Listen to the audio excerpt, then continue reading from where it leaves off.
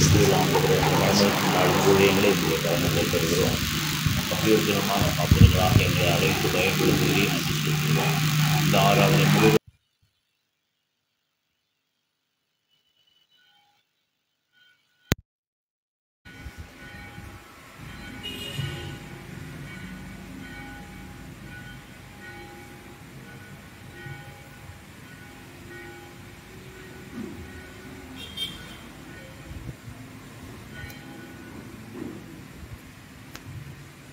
நம் கடவுளிடமிருந்தும் அவர் தம் மைந்தராம் இயேசு கிறிஸ்துவிடமிருந்தும் முந்தினராகிய தூய ஆவியாரிடமிருந்தும் உங்களுக்கு அருளும் சமாதானமும் உண்டாவதாக. நாம் யாவரும் எழுந்து நிற்போம்.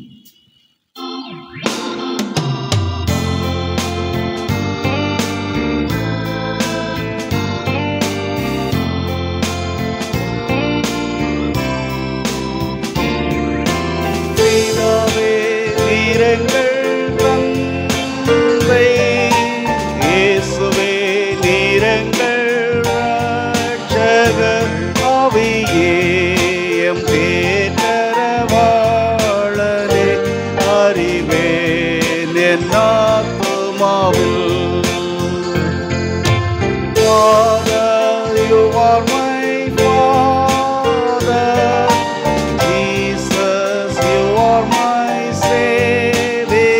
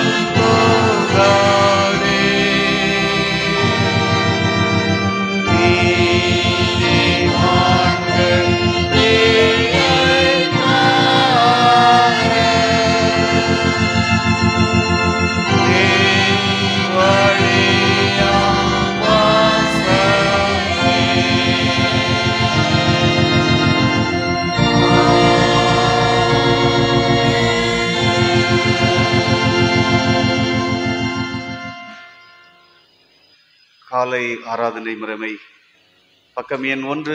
முறையே நாம் கடவுளை போற்றுவோம். கர்த்தரின் வாசல்களில் துதியோடும் அவர் பிரகாரங்களில் புகழ்ச்சியோடும் பிரவேசித்து அவரை துதித்து அவருடைய திருப்பெயரை ஸ்தோத்திரியுங்கள். கர்த்தர் நல்லவர், அவர் கிருபை என்றென்றைக்கும். நம்முடைய உண்மை தலைமுறை நம்மை உண்டாக்கின கர்த்தருக்கு முன்பாக நாம் பணிந்து குனிந்து முழங்கார் படியிட கடவோம். வாருங்கள், அவர் நம்முடைய தேவன். யார் கர்த்தருடைய பர்வதத்தில் ஏறுவான்? யார் அவருடைய பரிசுத்த ஸ்தலத்தில் நிலைத்திருப்பான்?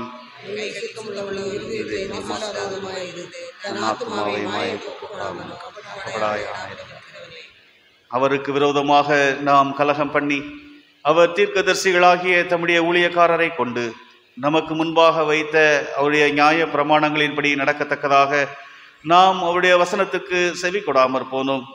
ஆனாலும் நமது கடவுளாகிய ஆண்டவரிடத்தில் இரக்கங்களும் மன்னிப்புகளும் உண்டு. தேவனுக்கு ஏற்கும் பலிகள் நொறுங்குண்டாவிதான். தேவனே நொறுங்குண்டதும் நறுங்குண்டதுமான இதயத்தில் வருத்தப்பட்டு பாரம் சுமக்கிறவர்களே, நீங்கள் எல்லாரும் என்னிடத்தில் வாருங்கள், நான் உங்களுக்கு இளைப்பாறுதல் தருவேன்.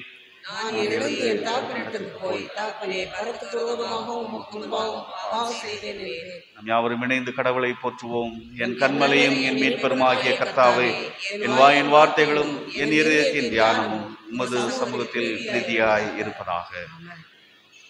கர்த்தரை கண்டடையத்தக்க சமயத்தில் அவரை தேடுங்கள். அவர் சமீபமாய் இருக்கையில் அவரை நோக்கி கூப்பிடுங்கள். மகிழ்ச்சியோടെ கர்த்தருக்கு ஆராதனை செய்து ஆனந்த சத்தத்தோடே அவர் சன்னதி முன் வாருங்கள். கடவுள் ஆவியாய் இருக்கிறார். அவரை தொழுது கொள்ளுகிறவர்கள் ஆவியோடும் உண்மையோடும் அவரை தொழுது கொள்ள வேண்டும். தம்மை தொழுது கொள்ளுகிறவர்கள் இப்படிப்பட்டவர்களாய் இருக்கும்படி பிதாவானவர் விரும்புகிறார். பிரியமானவர்களே, நம்முடைய பரமபிதாவாகிய சர்வ வல்லமுள்ள கடவுளின் அளவிலாத தயவினாலும் இரக்கத்தினாலும் பாவ மன்னிப்பை பெறுவதற்காக நாம் செய்த பலவிதமான பாவங்களையும் அக்கிரமங்களையும் அவர் திருமுன்பதாய் மறைக்காமல் பணிவும் தாழ்மையும் துக்கமும் கீழ்ப்பிடிதலும் உள்ள இருதயத்தோடே அறிக்கையிட பற்பல வேத வாக்கியங்கள் நம்மை ஏவுகின்றன.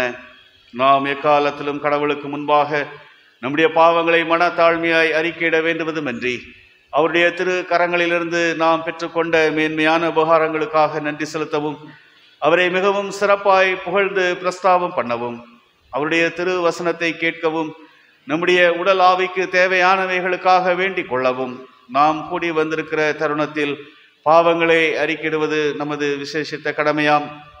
ஆகையால் இங்கே இருக்கிற நீங்கள் யாவரும் சுத்த இருதயத்தோடும் தாழ்ந்த மனதோடும் பரம கிருபாசன தண்டையில் என்னோடு கூட சேர்ந்து பிழைகளை அறிக்கை செய்ய உங்களை வேண்டிக் கொள்கிறேன். நாம் யாவரும் இணைந்து நம்முடைய பிழைகளை ஆண்டவரிடத்திலே அறிக்கை செய்வோம். சர்வ வல்லமையும் மிகுந்த இரக்கமுள்ள பிதாவே, தப்பி போன ஆடுகளைப் போல நாங்கள் உம்முடைய வழிகளை விட்டு விலகி அலைந்து போனோம். எங்கள் இதயத்தின் யோசனைகளுக்கும் விருப்பங்களுக்கும் மிகவும் இணங்கி நடந்தோம்.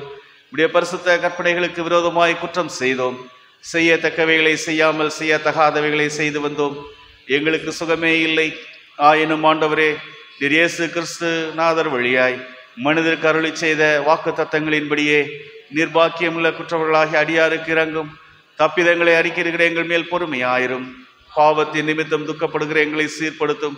மிகவும் இரக்கமுள்ள பிதாவே, உம்முடைய பரிசுத்த நாமத்துக்கு மகிமை உண்டாகும்படி இனி நாங்கள் தேவ பக்தியும் நீதியும் தெளிந்த புத்தியும் உள்ளவர்களாய் நடந்து வர இயேசு கிறிஸ்துவின் நிமித்தம் எங்களுக்கு கிருபை செய்தருளும். ஆமேன். தங்கள் பாவங்களுக்காக உண்மையாய் துக்கப்பட்டு கடவுளிடம் மனம் திரும்பி அவருடைய ஆவியின் சகாயத்தால் தங்கள் வழிகளை சீர்திருத்த பிரயாசப்படுகிறவர்களை குறித்து கடவுள் சொல்லுகின்ற அருள் நிறைந்த மொழிகளை கேளுங்கள். துன்மார்க்கன் தன் வழியையும் அக்கிரமக்காரன் தன் நினைவுகளை விட்டு கர்த்தரிடத்தில் திரும்ப கடவன். அவர் அவன் மேல் மனதுருகுவார். நம்முடைய கடவுளிடத்திற்கே திரும்ப கடவன். அவர் மன்னிக்கிறதற்கு தயை பெருத்திருக்கிறார். நம்முடைய பாவங்களை நாம் அறிக்கையிட்டால் பாவங்களை நமக்கு மன்னித்து எல்லா அநியாயத்தையும் நீக்கி நம்மை சுத்திகரிப்பதற்கு அவர் உண்மையும் நீதியும் உள்ளவராயிருக்கிறார். ஒருவன் பாவம் செய்வானானால் நீதிபரராயிருக்கிற இயேசு கிறிஸ்து நமக்காக பிதாவினிடத்தில் பரிந்து பேசுகிறவராயிருக்கிறார்.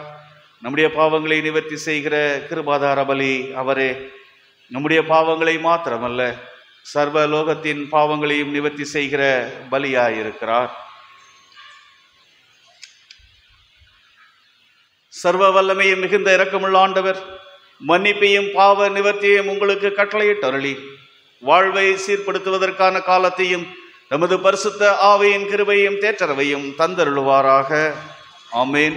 நன்றி நிறைந்த இருதயத்தோடு நாம் யாவரும் இணைந்து பொதுவான ஸ்தோத்திர ஜபத்தை ஏறெடுப்போம்.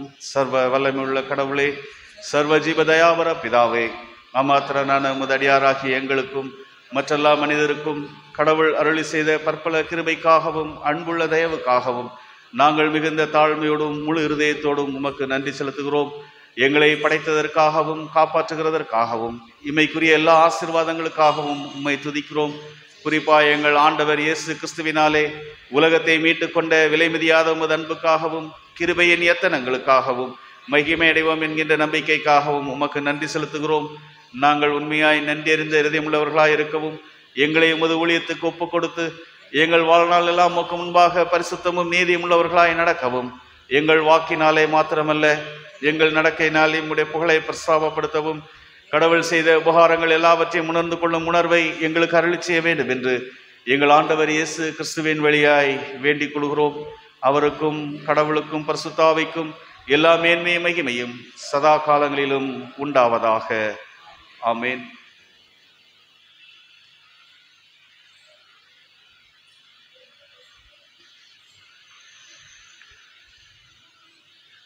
உயிர்த்தெழுந்த திருநாளுக்கு முன்வரும் 6வது ஞாயிற்றுக்கிழமை லெந்தென்னும் நாட்களில் முதலாம் ஞாயிற்றுக்கிழமைக்கான சுருக்க ஜபம்.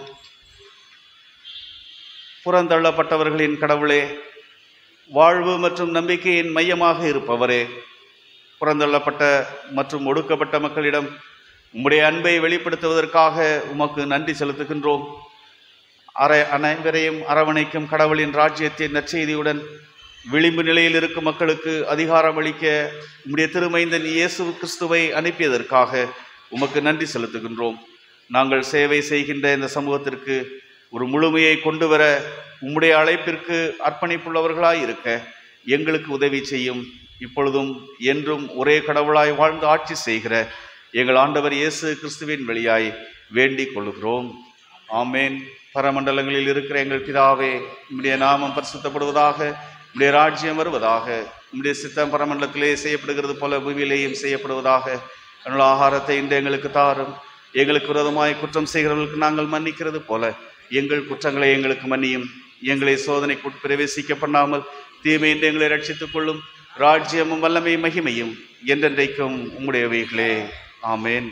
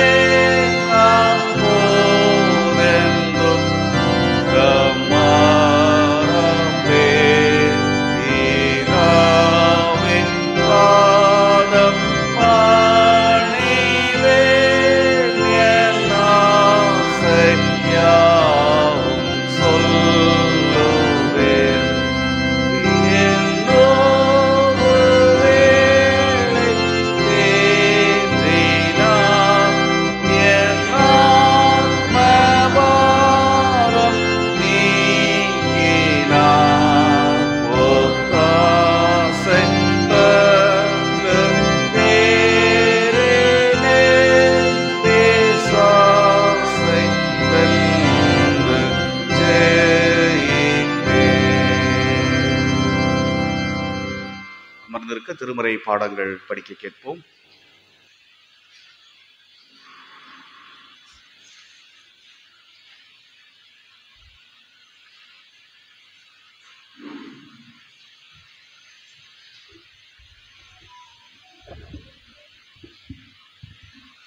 வாசிக்கும்படியாக தெரிந்து கொள்ளப்பட்ட முதலாம் வேத பாடம் எஸ்தர் 4ஆம் அதிகாரம் வசனங்கள் 1 முதல் 17 வரை.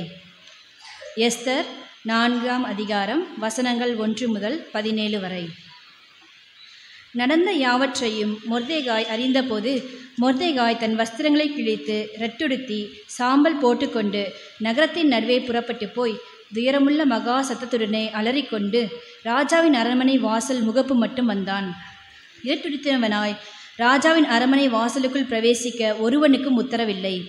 ராஜாவின் உத்தரவும் அவனுடைய கட்டளையும் போய் சேர்ந்த ஒவ்வொரு நாட்டிலும் ஸ்தலத்திலும் உள்ள யூதருக்குள்ளே மகா துக்கமும் உபவாசமும் அழுகையும் புலம்பலும் உண்டாய் அநேகர் இரட்டுடுத்தி சாம்பலில் கிடந்தார்கள். அப்பொழுது எஸ்தரின் தாதிமார்களும் அவளுடைய பிரதானிகளும் போய் அதை அவளுக்கு அறிவித்தார்கள். அதனாலே ராஜாத்தி மிகவும் துக்கப்பட்டு மொர்தெகாய் உடுத்திருந்த ரெட்டை எடுத்து போட்டு அவனை உடுத்துவிக்கிறதற்கு வஸ்திரங்களை அனுப்பினாள். அவனோ அவைகளை ஏற்றுக்கொள்ளாதிருந்தான்.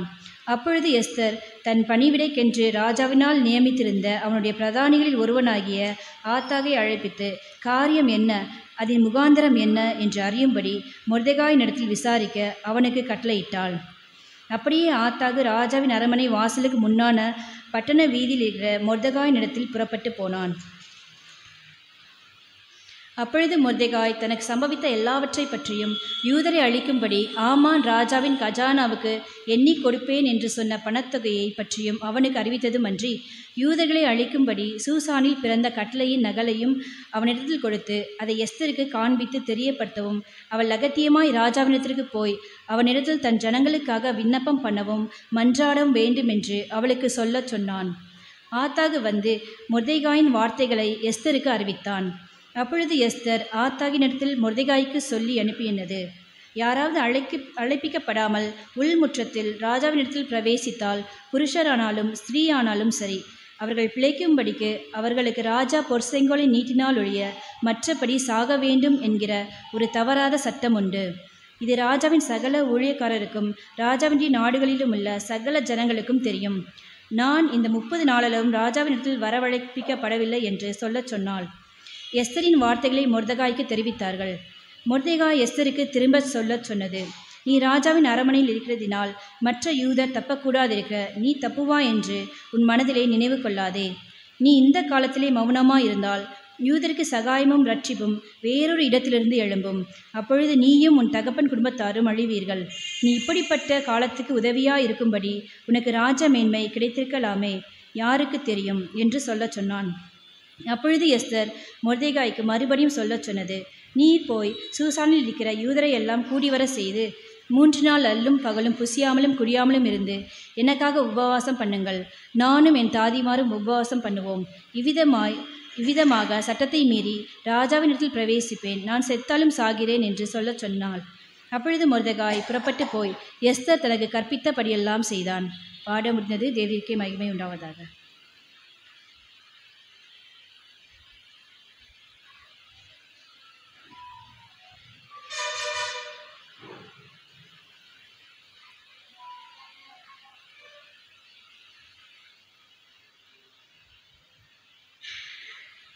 வாசிக்க வேண்டிய 2ஆம் வேத பாடம் அப்போஸ்தலருடைய நடபடிகள் 15ஆம் அதிகாரம் வசனங்கள் 12 முதல் 21 முடிய.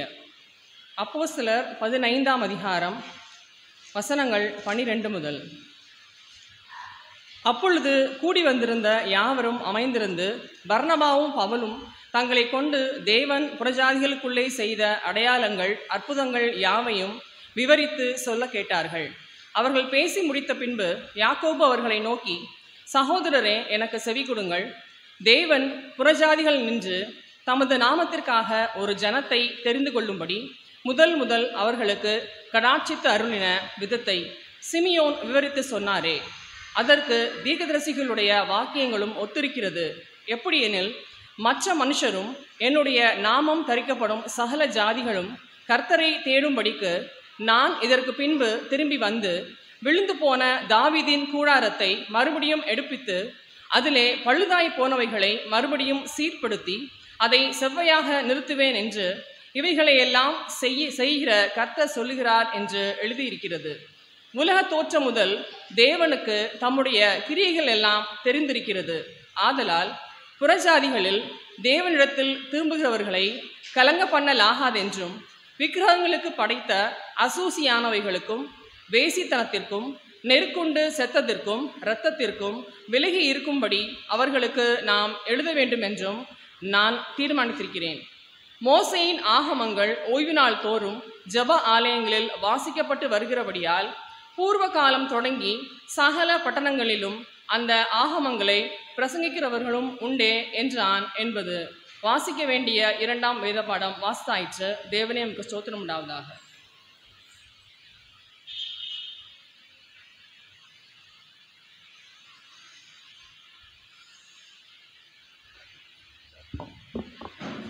மாறி மாறி வாசிக்கும்படியாக தெரிந்து கொள்ளப்பட்ட சங்கீதம் 43.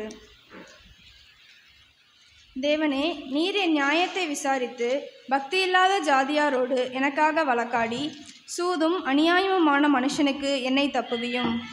ஏனெனில் கடவுளே, நீரே நாற்றல், ஏன் என்னை ஒதுக்கி தள்ளிவிட்டேன்? எதிரியால் ஒடுக்கப்பட்டு நான் என் பெயருடன் நடமாடவேன். உமது வெளிச்சத்தையும் உமது சத்தியத்தையும் அனுப்பி அருளும். அவைகள் என்னை நடத்தி உமது பரிசுத்த பர்வதத்திற்கும் உமது வாசஸ்தலங்களுக்கும் என்னை கொண்டு போவதாக. அப்போது நான் கடவுளின் இடம் செல்வேன், என் மனமகிழ்ச்சியாக இடம் செல்வேன். கடவுளே, கடவுளே, உம்மை புகழ்ந்திடுவேன். என் ஆத்துமாவே, நீ ஏன் கலங்குகிறாய்? ஏன் எனக்குள் தியங்குகிறாய்?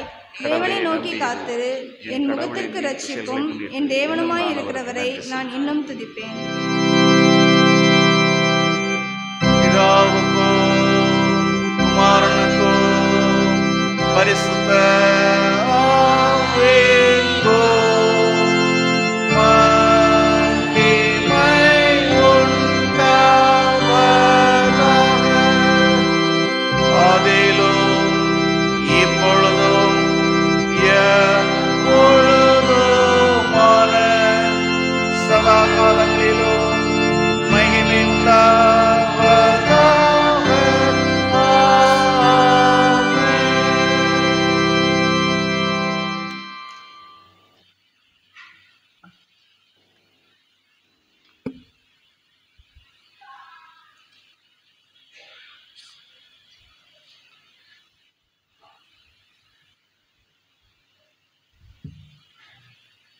சுவிசேஷ பாடம் வாசிக்க கேட்போம்.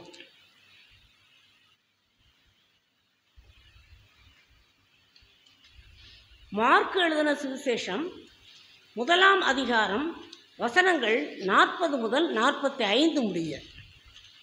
பரிசுத்த மார்க்கு 1ஆம் அதிகாரம் வசனங்கள் 40 முதல் 45 முடிய.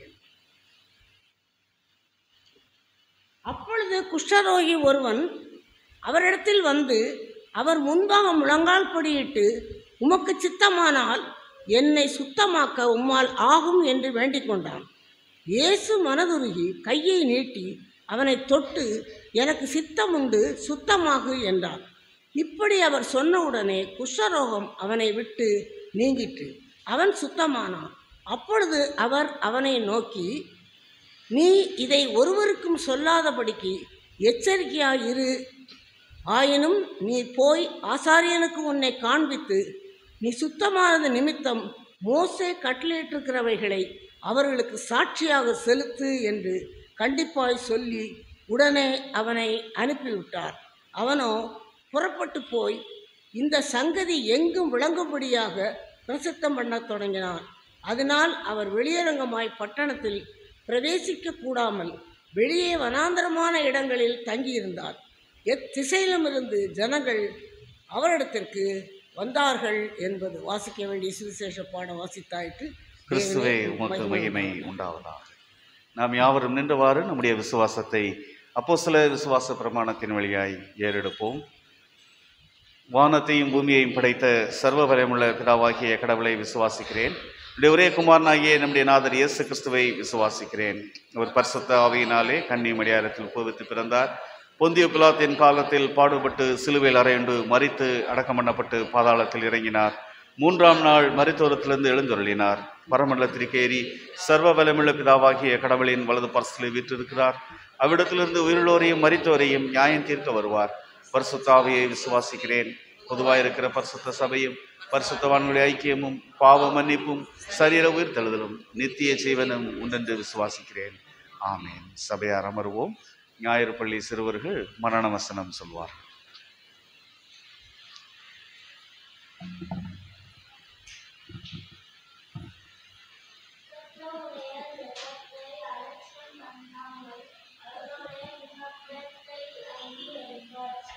102:16.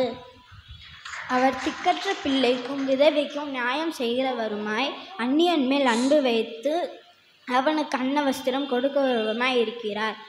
உபாகமம் 10:18. திக்கற்றவர்களுடைய ஜெபத்தை அலட்சியம் பண்ணாமல் அவர்கள் விண்ணப்பத்தை அங்கீகரிப்பீர். சங்கீதம் 102:16.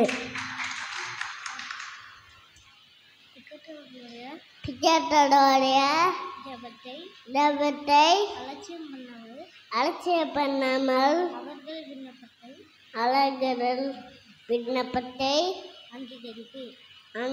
அங்கீகரிப்பீர். சங்கீதம் 102:16. இக்கட்சியுடைய ஜபத்தை அலட்சியம் பண்ணாமல் அவங்கள் விண்ணப்பத்தை அங்கீகரிப்பார். சங்கீதம் 102:16. இக்கற்றவர்களுடைய ஜபத்தை அலட்சியம் பண்ணாமல் அவர்களுடைய விண்ணப்பத்தை அங்கீகரிப்பார். சங்கீதம் 106:16. சிறு பிள்ளைகளோட ஜெபத்தை திக்கற்ற பிள்ளைகளோட ஜெபத்தை அலட்சியம் பண்ணாமல் அவர்களோட விண்ணப்பத்தை அங்கீகரிப்பார். சங்கீதம் 102:14.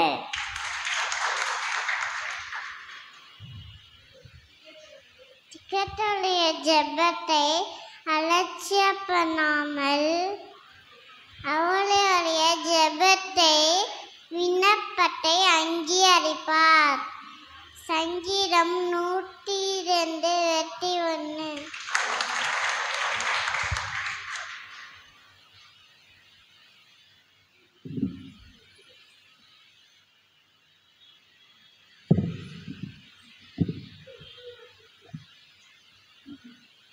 I got the joy, joy, joy, joy down in my heart.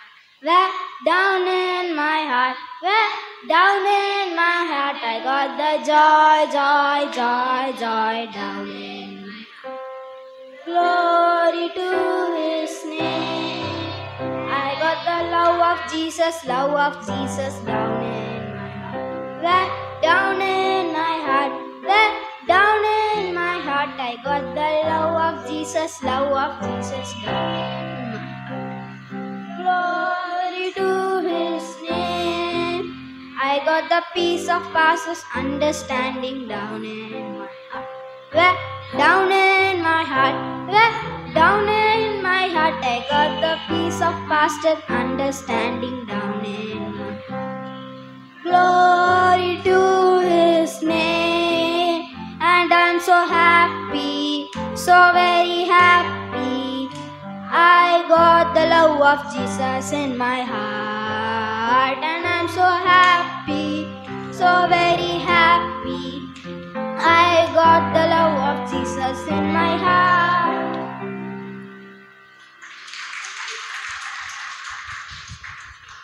ஞாயிறு பள்ளி ஊழியங்களுக்காய் நாம் ஜெபம் செய்வோம். அன்பின் ஆண்டவரே, சிறு பிள்ளைகளை உம்மிடத்தில் வருவதற்கு இடம் கொடுங்கள் என்ற உம்முடைய அழைப்பை நாங்கள் உணர்ந்தவர்களாய் எங்களுடைய திருச்சபையின் சிறு பிள்ளைகளுக்காய் நாங்கள் உம்முடைய திருப்பாதத்தில் வருகின்றோம். நேசிக்கின்ற உம்முடைய கரங்களிலே அன்பு பிள்ளைகளை நாங்கள் அர்ப்பணித்து ஜெபிக்கின்றோம்.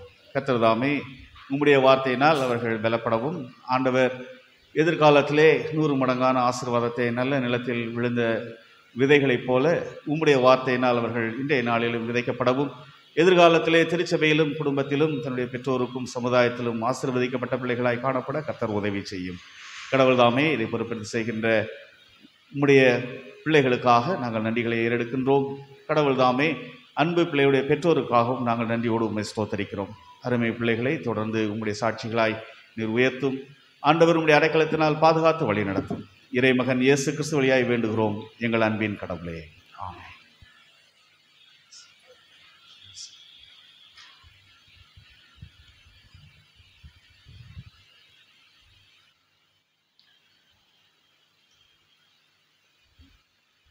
சபையாருக்கு அறிவிக்கப்பட வேண்டிய அறிவிப்புகள்.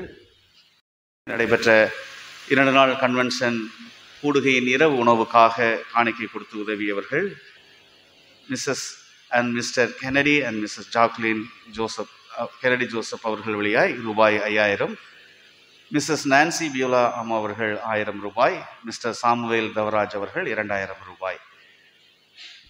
உபவாச கூடுகையின் மதிய உணவை நம்முடைய பெண்கள் ஐக்கிய சங்கத்தினர் பொறுப்பேற்றுக் கொடுத்தார்கள். அதற்காக பெண்கள் ஐக்கிய சங்கத்தினருக்கு நன்றிகளை தெரிவித்துக் கொள்கின்றோம். சனிக்கிழமை மாலை நேர நற்செய்தி கூடுகையில் பெறப்பட்ட பைக்காணிக்கை 2080 ரூபாய். உற்சாகமாய் கொடுக்கிறவங்களை கர்த்தர் அதிகமாய் ஆசீர்வதிப்பாராக. தொடர்ந்து அறிவிக்கப்பட வேண்டிய அறிவிப்புகள். ஆலய ஆராதனை நிறைவிலே தேநீர் ஐக்கியம் உண்டு. அதைத் தொடர்ந்து நாம் அறிந்த விதமாய் சிறப்பு எலும்பு மற்றும் பொது மருத்துவ இலவச மருத்துவ முகாம் நம்முடைய ஆலயத்தின் கீழ்த்தளத்தில் நடைபெறுகிறது. சபையார் உங்களுடைய உடல் பரிசோதனை செய்து கொள்ள விரும்புகின்றவர்கள் நீங்கள் பங்கு பெற்று செல்ல உங்களை அன்போடு கேட்டுக்கொள்கின்றேன். நம்முடைய திருச்சபையின் சார்பாகவும் இந்த நாளிலே வந்திருக்கின்ற அப்பல்லோ மருத்துவமனையின் மருத்துவ ஊழியர்களை நாம் வாழ்த்தி வரவேற்கின்றோம். கர்த்தர் அவர்களுடைய பணிகளை ஆசீர்வதிக்க திருச்சபையாய் வாழ்த்துகின்றோம். தொடர்ந்து நம்முடைய ஆலயத்திலே ஒவ்வொரு வெள்ளி, சனி மற்றும் ஞாயிற்றுக்கிழமைகளிலே நம்முடைய இந்த தபசு கால நற்செய்தி கூட்டங்கள் நடைபெற்று வருகின்றது. வெள்ளிக்கிழமை மாலை நம்முடைய ஆலயத்திலே நற்செய்தி கூடுகையும், சனிக்கிழமை ஒவ்வொரு சனிக்கிழமையும் உபவாச கூட்டம் நடைபெறும். நாம் மாதம் ஒரு மாத உபவாச கூட்டம் என்பதல்ல, நாம் ஒவ்வொரு சனி, ஞாயிறு மற்றும் சனிக்கிழமைகளிலே நற்செய்தியும் உபவாச கூட்டத்தையும் நடத்தி வந்து கொண்டிருக்கின்றோம். ஆகவே வெள்ளிக்கிழமை மாலை நற்செய்தி கூடுகையும், சனிக்கிழமை காலை 15ஆம் தேதி காலை 10 மணி அளவிலே உபவாச கூடுகையும், மாலை நற்செய்தி கூட்டமும் 16ஆம் தேதி ஞாயிறு ஆராதனையிலே வருகின்றவர்கள் பங்கு பெறுவார்கள். விதமாக நாம் அறிந்த விதமாய் வருகின்ற வாரம் சுவிசேஷகர் செல்லையா ஐயா அவர்கள் நம்ம மத்தியிலே வந்து கடவுளுடைய திருப்பணிகளின் வழியாய் ஆண்டவருடைய ஆன்மீக ஆசீர்வாதங்களை பெற்றுக்கொள்ள ஆயத்தப்பட்டிருக்கிறார்கள். ஆகவே அந்த ஊழியங்களுக்காகவும் நீங்கள் ஜெபிக்க உங்களை அன்போடு கேட்டுக்கொள்கின்றேன். அதே போல் நம்முடைய ஆலயத்திலே சுயவெறுப்பு உண்டியல்கள் இருக்கின்றது. எடுத்து செல்லாமல் இருக்கின்ற குடும்பத்தினர் அதை பெற்று செல்லும்படியாக உங்களை அன்போடு கேட்டுக்கொள்கின்றேன். நடைபெறுகின்ற இரவு உணவுக்காக, நற்செய்தி கூடுகளே இருக்கின்ற உணவுக்காக நீங்கள் பொருத்தனை காணிக்கைகள் கொடுக்க வேண்டும் என்று விரும்பினால் நீங்கள் கொடுத்து உதவ உங்களை அன்போடு கேட்டுக்கொள்கின்றேன். குறிப்பாக இன்றைய நாளிலும் நம்முடைய கழிப்பறைகள், மேல்தளத்தில் உள்ள கழிப்பறைகள் பயன்படுத்த இயலாத நிலைமையில் இருக்கின்றது. நம்முடைய இருக்கின்ற மோட்டார் திருமண்டலத்தின் வழியாய் அறிவிக்கப்பட வேண்டிய அறிவிப்புகள். வெள்ளூர் மருத்துவக் கல்லூரியிலே மருத்துவ படிப்பு மேற்கொள்ளும்படியாய் ஆயத்தப்பட்டிருக்கிற பிள்ளைகள் அதற்கு உண்டான திருமண்டல பரிந்துரை படிவம் விநியோகிக்கப்பட்டு கொண்டிருக்கின்றது. குருவானவருடைய கடிதத்துடன் நீங்கள் அந்த பரிந்துரை படிவத்தை பெற்றுக்கொள்ள, நீங்கள் மருத்துவ படிப்பு படிக்கின்ற பிள்ளைகள் ஆயத்தப்பட்டிருப்பீர்கள் என்று சொன்னால் நீங்கள் அதற்காக ஆயத்தப்பட்டு நீங்கள் அந்த பரிந்துரை படிவத்தை திருமண்டலத்திலே பெற்றுக்கொள்ள உங்களை அன்போடு கேட்டுக்கொள்கின்றேன். அதே போன்று வருகின்ற ஞாயிறு அகில உலக ஜெபநாள் ஞாயிறாக பெண்கள் ஐக்கிய சங்கத்தினர் வழியாய் அனுசரிக்கப்படும். ஆகவே பெண்கள் ஐக்கிய சங்கத்தினர் அதற்காக நீங்கள் ஆயத்தப்படும்படியாகவும், அன்றைய நாளிலுமே அந்த ஜெப ஐக்கியத்திலே நாம் உலகில் உள்ள தேவையில் உள்ள மக்களுக்கென்று சிறப்பு காணிக்கை சேகரிக்கப்படும், பெண்கள் ஐக்கிய சங்க ஊழியங்களுக்கென்று.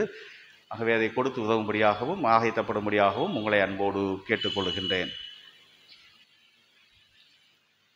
நம்முடைய திருச்சபையிலே அரசு தேர்வு எழுதுகின்ற பிள்ளைகளுக்காக நீங்கள் உங்கள் தனி ஜெபங்களிலும் குடும்ப ஜெபங்களிலும் ஜெபிக்கும்படியாய் அன்போடு கேட்டுக்கொள்கின்றேன்.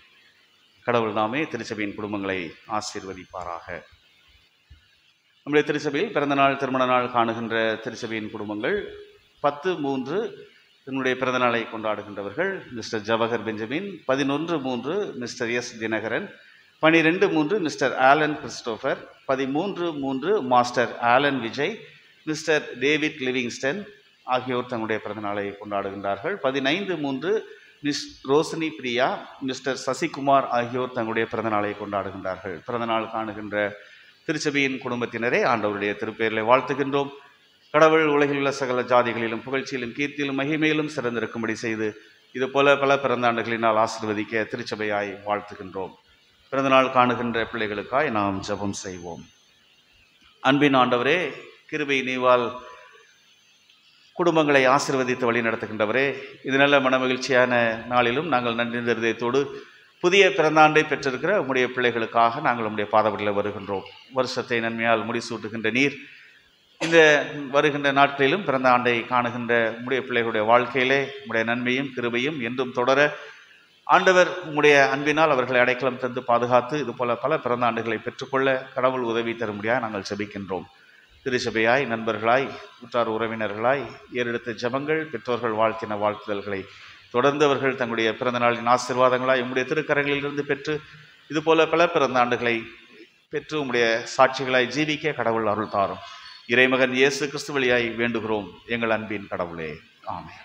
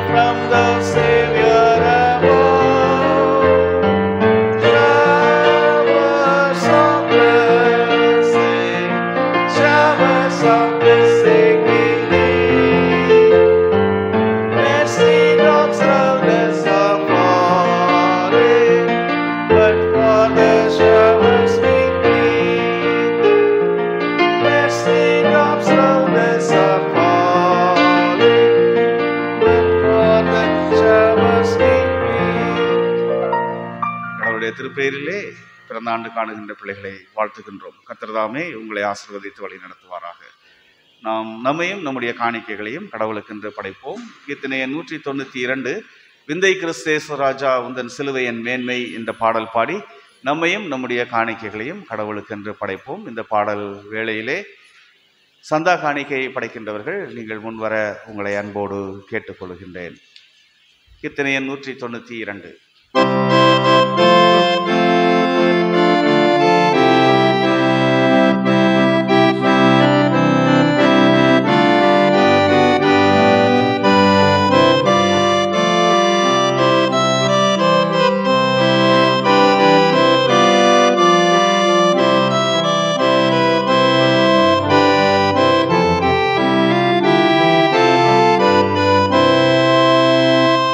நின்னை கேளு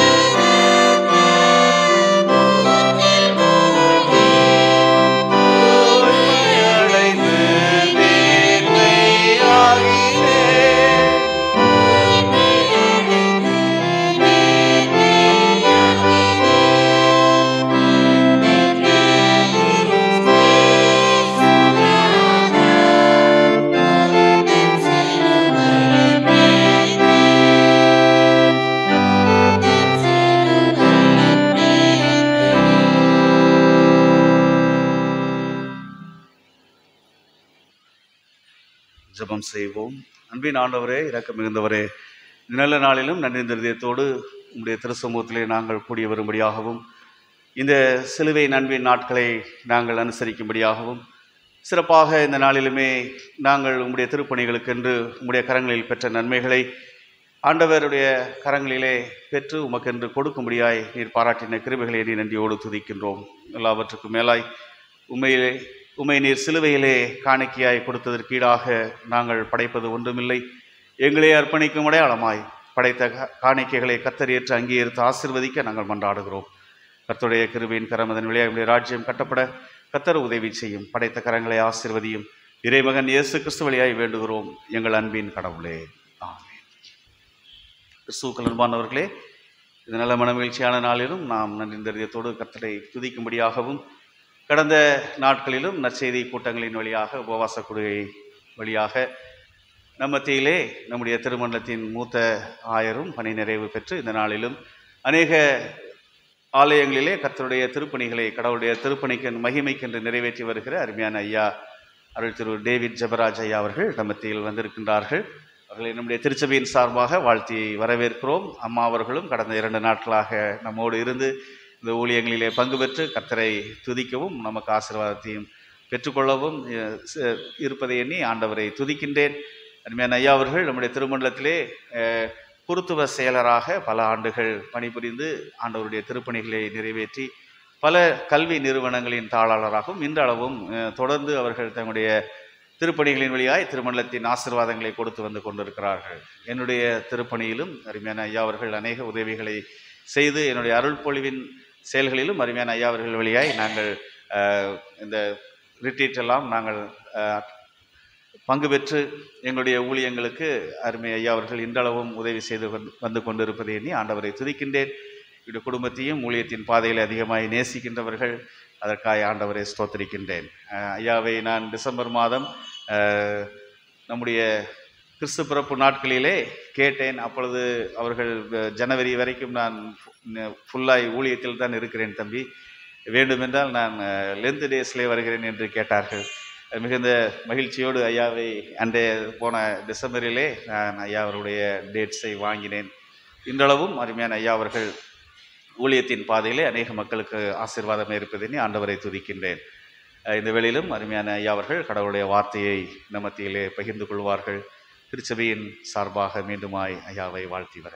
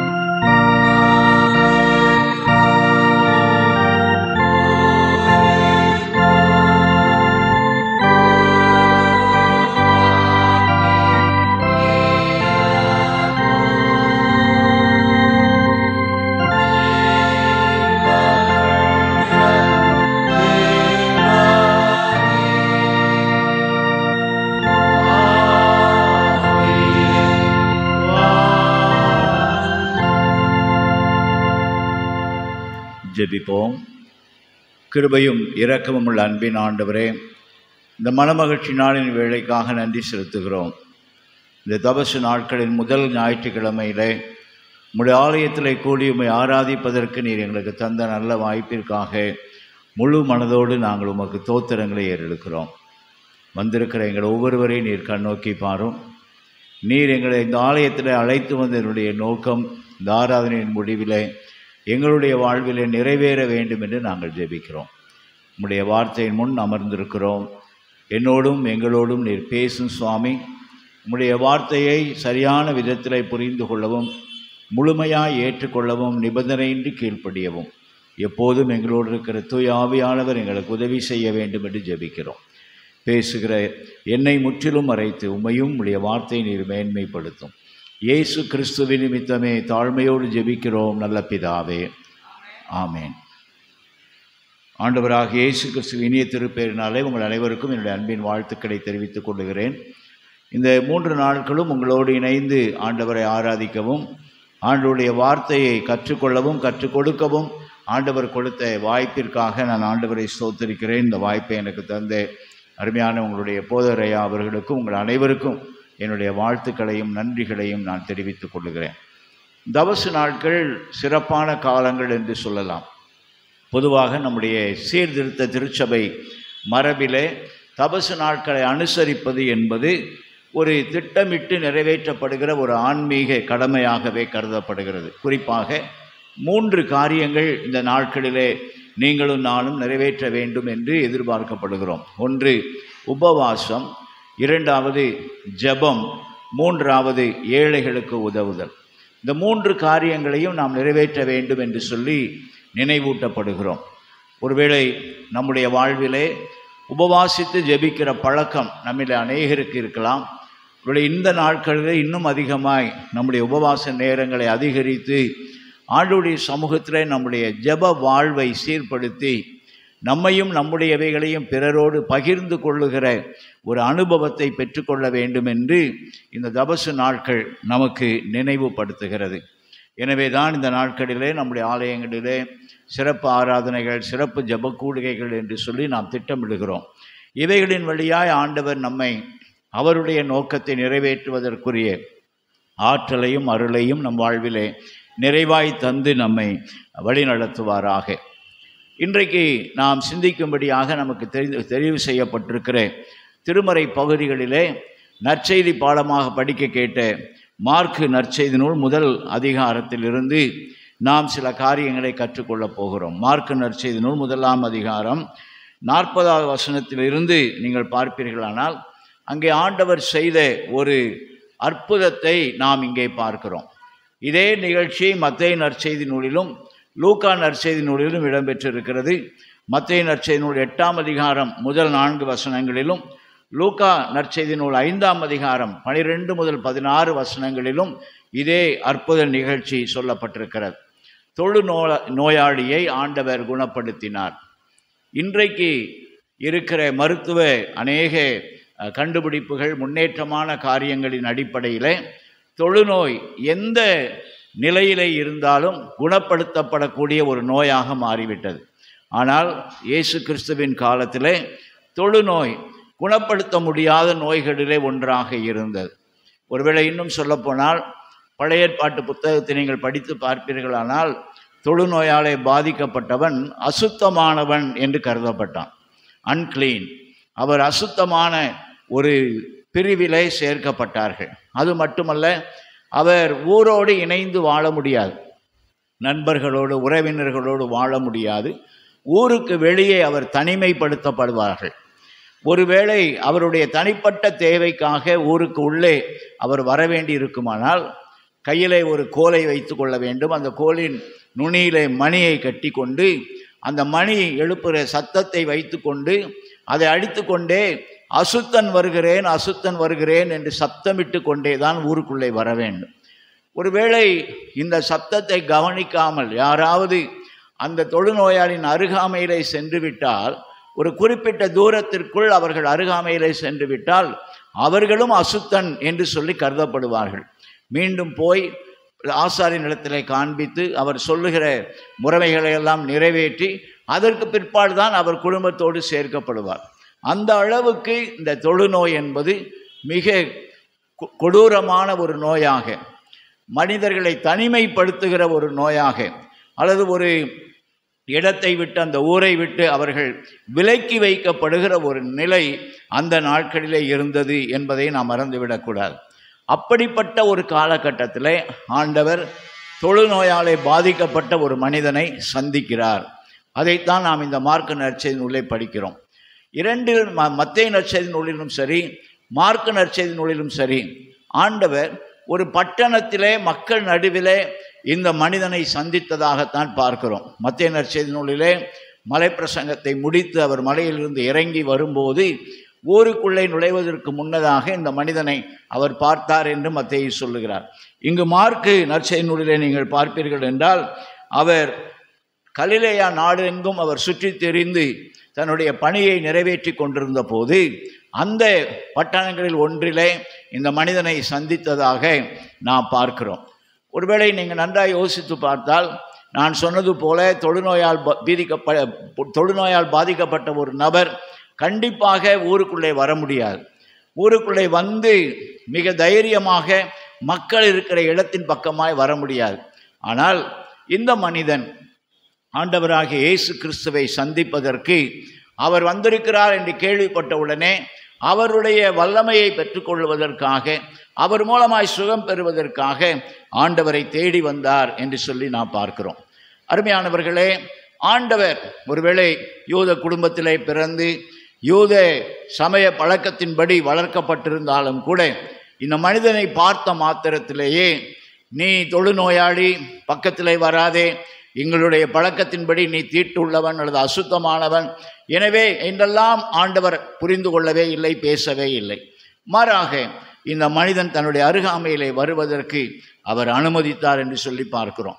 ஒருவேளை பக்கத்தில் இருந்தவர்கள் எல்லாரும் முறுமுறுத்திருக்கலாம், பக்கத்தில் இருந்தவர்கள் எல்லாரும் ஏன் இப்படி செய்கிறார் என்று கூட கேள்வி கேட்டிருக்கலாம். ஆனால் ஆண்டவர் அதை பற்றி கவலைப்படவே இல்லை. யார் பல்வேறு காரணங்களினாலே, நோய்களினாலே அல்லது பல சூழ்நிலைகளினாலே ஊரை விட்டு ஒதுக்கி வைக்கப்பட்டு தீண்டத்தகாதவர்கள் என்கின்ற தீட்டுள்ளவர்கள், அசுத்தர்கள் என்கிற ஒரு தலைப்பின் கீழே யார் யாரெல்லாம் தனிமைப்படுத்தப்பட்டிருந்தார்களோ அவர்களோடு தன்னை இணைத்து கொள்வதிலே ஆண்டவராகிய இயேசு கிறிஸ்து தானே முன்வந்து தன்னுடைய திருப்பணியை நிறைவேற்றினார் என்று சொல்லி நாம் பார்க்கிறோம். அன்புக்குரியவர்களே, இன்றைக்கும் பல நிலைகளிலே பல காரணங்களினாலே, பொருளாதார சூழ்நிலை, குடும்ப பின்னணியங்கள், கலாச்சார பின்னணியங்களினாலே இவர்களெல்லாம் அசுத்தமானவர்கள் என்கிற புரிந்து கொள்ளுதலோடு யாரேனும் ஒருவேளை தீண்டத்தகாதவர்களாக அல்லது தனிமைப்படுத்தப்பட்ட நிலையில் இருப்பார்களானால் அவர்களோடு நம்முடைய அன்பை பகிர்ந்து கொள்வது நம்முடைய கிறிஸ்தவ பொறுப்பு என்பதை மறந்துவிடக்கூடாது. இதை ஆண்டவரே நிறைவேற்றினார். அதை நாம் கற்றுக்கொண்டிருக்கிறோம். அதை நிறைவேற்றும்படியாக நீங்களும் நானும் அழைக்கப்பட்டிருக்கிறோம். இந்த மனிதன் தனிமைப்படுத்தப்பட்ட ஒரு நிலையிலே, தனிமைப்படுத்தப்பட்ட ஒரு சூழலிலே சுகம் பெற்றவனாக திரும்பி செல்லுகிறான். இயேசுவை சந்தித்த பிற்பாடு சுகம் பெற்ற ஒரு நபராக திரும்பி செல்லுகிறான். இப்படி திரும்பி செல்வதற்கு அவனிடத்திலிருந்து காணப்பட்ட சில நல்ல முன்மாதிரிகளை நாம் இந்த ஞாயிற்றுக்கிழமையிலே சிந்திப்பது நல்லது என்று நான் நினைக்கிறேன். நீங்கள் அந்த பகுதியை உங்களுடைய வேதாகமத்தில் எடுத்து வைத்துக் கொள்ளுங்கள். 40வது வசனத்தை நான் படிக்கிறேன், கவனியுங்கள். அப்பொழுது குஷ்டரோகி ஒருவன் அவரிடத்தில் வந்து அவர் முன்பாக முழங்காற்படியிட்டு, அந்த வசனத்தினுடைய கடைசி வார்த்தை சொல்லுகிறது, வேண்டிக் கொண்டான். ஆண்டவரிடத்தில் முழங்கால் படியிட்டு ஜெபித்தான் என்று சொல்லலாம். தன்னுடைய ஜெபத்தை ஆண்டவரிடத்தில் அவர் ஏறெடுக்கிறதை நாம் பார்க்கிறோம். அன்புக்குரியவர்களே, ஒரு முக்கியமான செய்தியை நாம் மறந்துவிடக்கூடாது. நம்முடைய வாழ்க்கையிலே நாம் சந்திக்கிற எந்த சூழ்நிலையும், எப்படிப்பட்ட நிலையும் ஆண்டவராகிய இயேசு கிறிஸ்துவினாலே மாற்ற முடியும் என்கிற விசுவாசம் நமக்கு தேவை. எந்த சூழ்நிலையாக இருக்கலாம், முடியவே முடியாது என்று சொல்லப்பட்ட காரியங்களை கூட ஆண்டவரால் மாற்ற முடியும் என்பதை நாம் மறந்துவிடக்கூடாது. இயேசு கிறிஸ்துவினாலே கூடாத காரியம் ஒன்றுமே இல்லை என்று தான் வேதம் சொல்லுகிறது. அது மட்டுமல்ல, இயேசு கிறிஸ்து நேற்றும் இன்றும் என்றும் மாறாதவர் என்பதையும் நாம் படிக்கிறோம். எனவே அன்றைக்கு அந்த மனிதனை சுகப்படுத்தி அனுப்பின அதே ஆண்டவர் இன்றைக்கும் ஜீவன் உள்ளவராக இருக்கிறார். இன்றைக்கும் நம்முடைய வாழ்விலே மாற்றத்தை ஏற்படுத்தக்கூடியவராகவே இருக்கிறார். நாம் செய்ய வேண்டியது என்ன? நேரடியாக இயேசுவின் இடத்துல போய், நேரடியாக இயேசு கிறிஸ்துவின் இடத்துல கடந்து சென்று நம்முடைய தேவையை, நம்முடைய சூழ்நிலைகளை ஆண்டவருடைய சமூகத்தில் வேண்டிக் கொள்ளுகிறவர்களாக இருக்க வேண்டும். ஒருவேளை பழைய ஏற்பாட்டு காலங்களிலே இஸ்ரவேல் ஜனங்கள் ஆண்டவரிடத்தில் வேண்டிக் கொள்ள வேண்டும் என்றால் அவர்கள் நேரடியாக ஆண்டவரிடத்தில் கேட்க முடியாது. மாறாக ஆசாரியனிடத்தில் போய் காணிக்கை செலுத்தி தன்னுடைய காரியங்களை சொல்ல வேண்டும். ஆசாரியன் ஆண்டவரிடத்தில் அந்த தேவையை சொல்லுவார். ஆசாரியன் என்கிற பெயரே பாலம் என்கின்ற அர்த்தமுடையது, தொடர்பை ஏற்படுத்துகிறவன். நேரடியாய் மக்கள் ஆண்டவரோடு தொடர்பு கொள்ள முடியாது. ஆனால் ஆசாரியன் இந்த மனிதனுக்காக, தேவையோடு ஆண்டவரை தேடி வருகிற மனிதனுக்காக ஆண்டவரிடத்தில் பரிந்து பேசுகிற ஒரு நபராக அவர் காணப்படுகிறார். அன்புக்குரியவர்களே, புதிய ஏற்பாட்டு விசுவாசிகளாகிய உங்களுக்கும் எனக்கும் பரிந்து பேசுவதற்கு இனி யாரும் தேவையில்லை. ஏனென்றால் இனியும் அடிமைத்தனத்தின் ஆவியை நாம் பெறாமல் அப்பா பிதாவே என்று கூப்பிட பண்ணுகிற புத்திர சுவிகாரத்தின் ஆவியை கர்த்தர் நமக்கு கொடுத்திருக்கிறார்.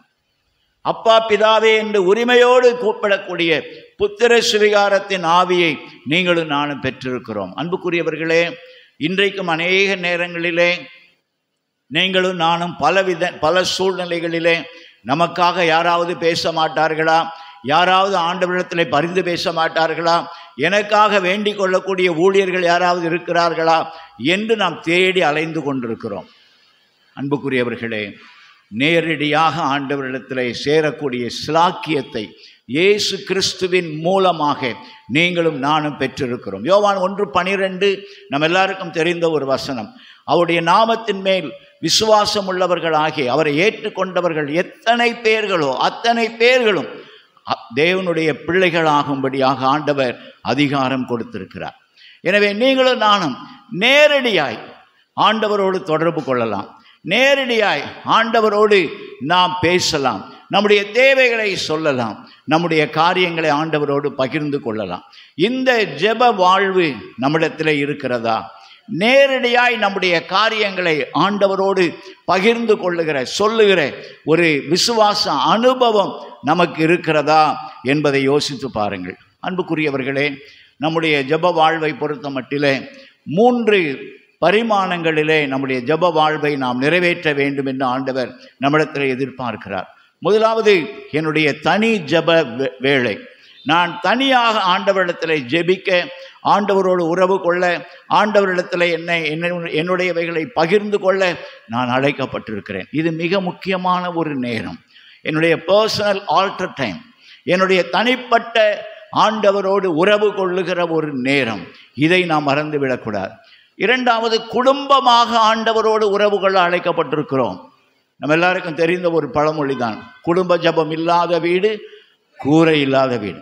கூரை இல்லாத வீட்டிலே எது வேண்டுமானாலும் நடக்கலாம், எது வேண்டுமானாலும் உள்ளே வரலாம், என்ன வேண்டுமானாலும் நிகழலாம். எனவே நம்முடைய வீடு, குடும்பம் பாதுகாக்கப்பட வேண்டுமென்றால், நம்முடைய குடும்பம் ஆண்டவருடைய திட்டத்தை நிறைவேற்றுகிற ஒரு மையமாக இருக்க வேண்டுமென்றால், குடும்பமாக ஆண்டவருடைய சமூகத்தை நோக்கி பார்க்கிற ஒரு பழக்கம் தேவை.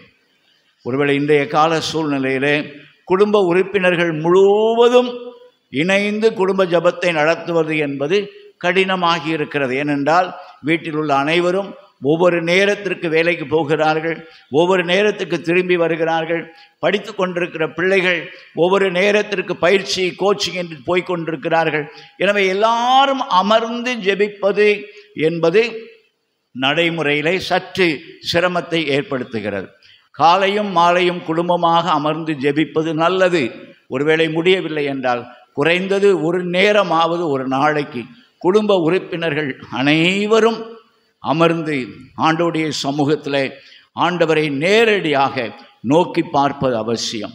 மிக முக்கியமான ஒரு காரியம், இன்றைக்கு நாம் குடும்பங்களிலே சந்திக்கிற பல்வேறு விதமான சவால்கள், அவைகளிலே வெற்றி பெற வேண்டும் என்றால் குடும்பமாக ஆண்டவருடைய சமூகத்தில் முழங்காற்படியிடுவதை தவிர, நேரடியாய் ஆண்டவருடைய சமூகத்தில் போய் இந்த மனிதனைப் போல முழங்காற்படியிட்டு ஆண்டவரை வேண்டிக் கொள்ளுவதை தவிர வேறு பதிலே, வேறு தீர்வே கிடையாது. குடும்பம். மூன்றாவது, கூட்டு ஜப நேரம், கார்ப்பரேட் பிரேயர் டைம். இது கூட்டு ஜப நேரம். இப்பொழுது நாம் கூடி வந்திருப்பது கூட்டு ஜப நேரம். திருச்சபை இதற்குரிய வாய்ப்புகளை அதிகமாய் தருகிறது. எப்பொழுதெல்லாம் நாம் இந்த வாய்ப்பை பயன்படுத்த முடியுமோ அப்பொழுதெல்லாம் அதை நாம் பயன்படுத்த வேண்டும். ஏன் கூட்டு ஜெபம் அவசியம்? கூடி ஜெபிப்பது ஏன் அவசியம்? அன்பிலும் நற்கிரியையிலும் நாம் வளர வேண்டும் என்றால் சபை கூடி வருதலை நாம் விட்டுவிடக்கூடாது என்று எபிரேய நிருபத்தினுடைய ஆக்கியோன் சொல்லுகிறார். இந்த மூன்றும் சம அளவு முக்கியத்துவம் வாய்ந்தவை, மறந்து விடாதிருங்கள். நான் தனியாக ஜெபம் பண்ணுறதுனால குடும்ப ஜெபம் பண்ணுறதில்லை, நான் குடும்ப ஜெபம் பண்ணுறதுனால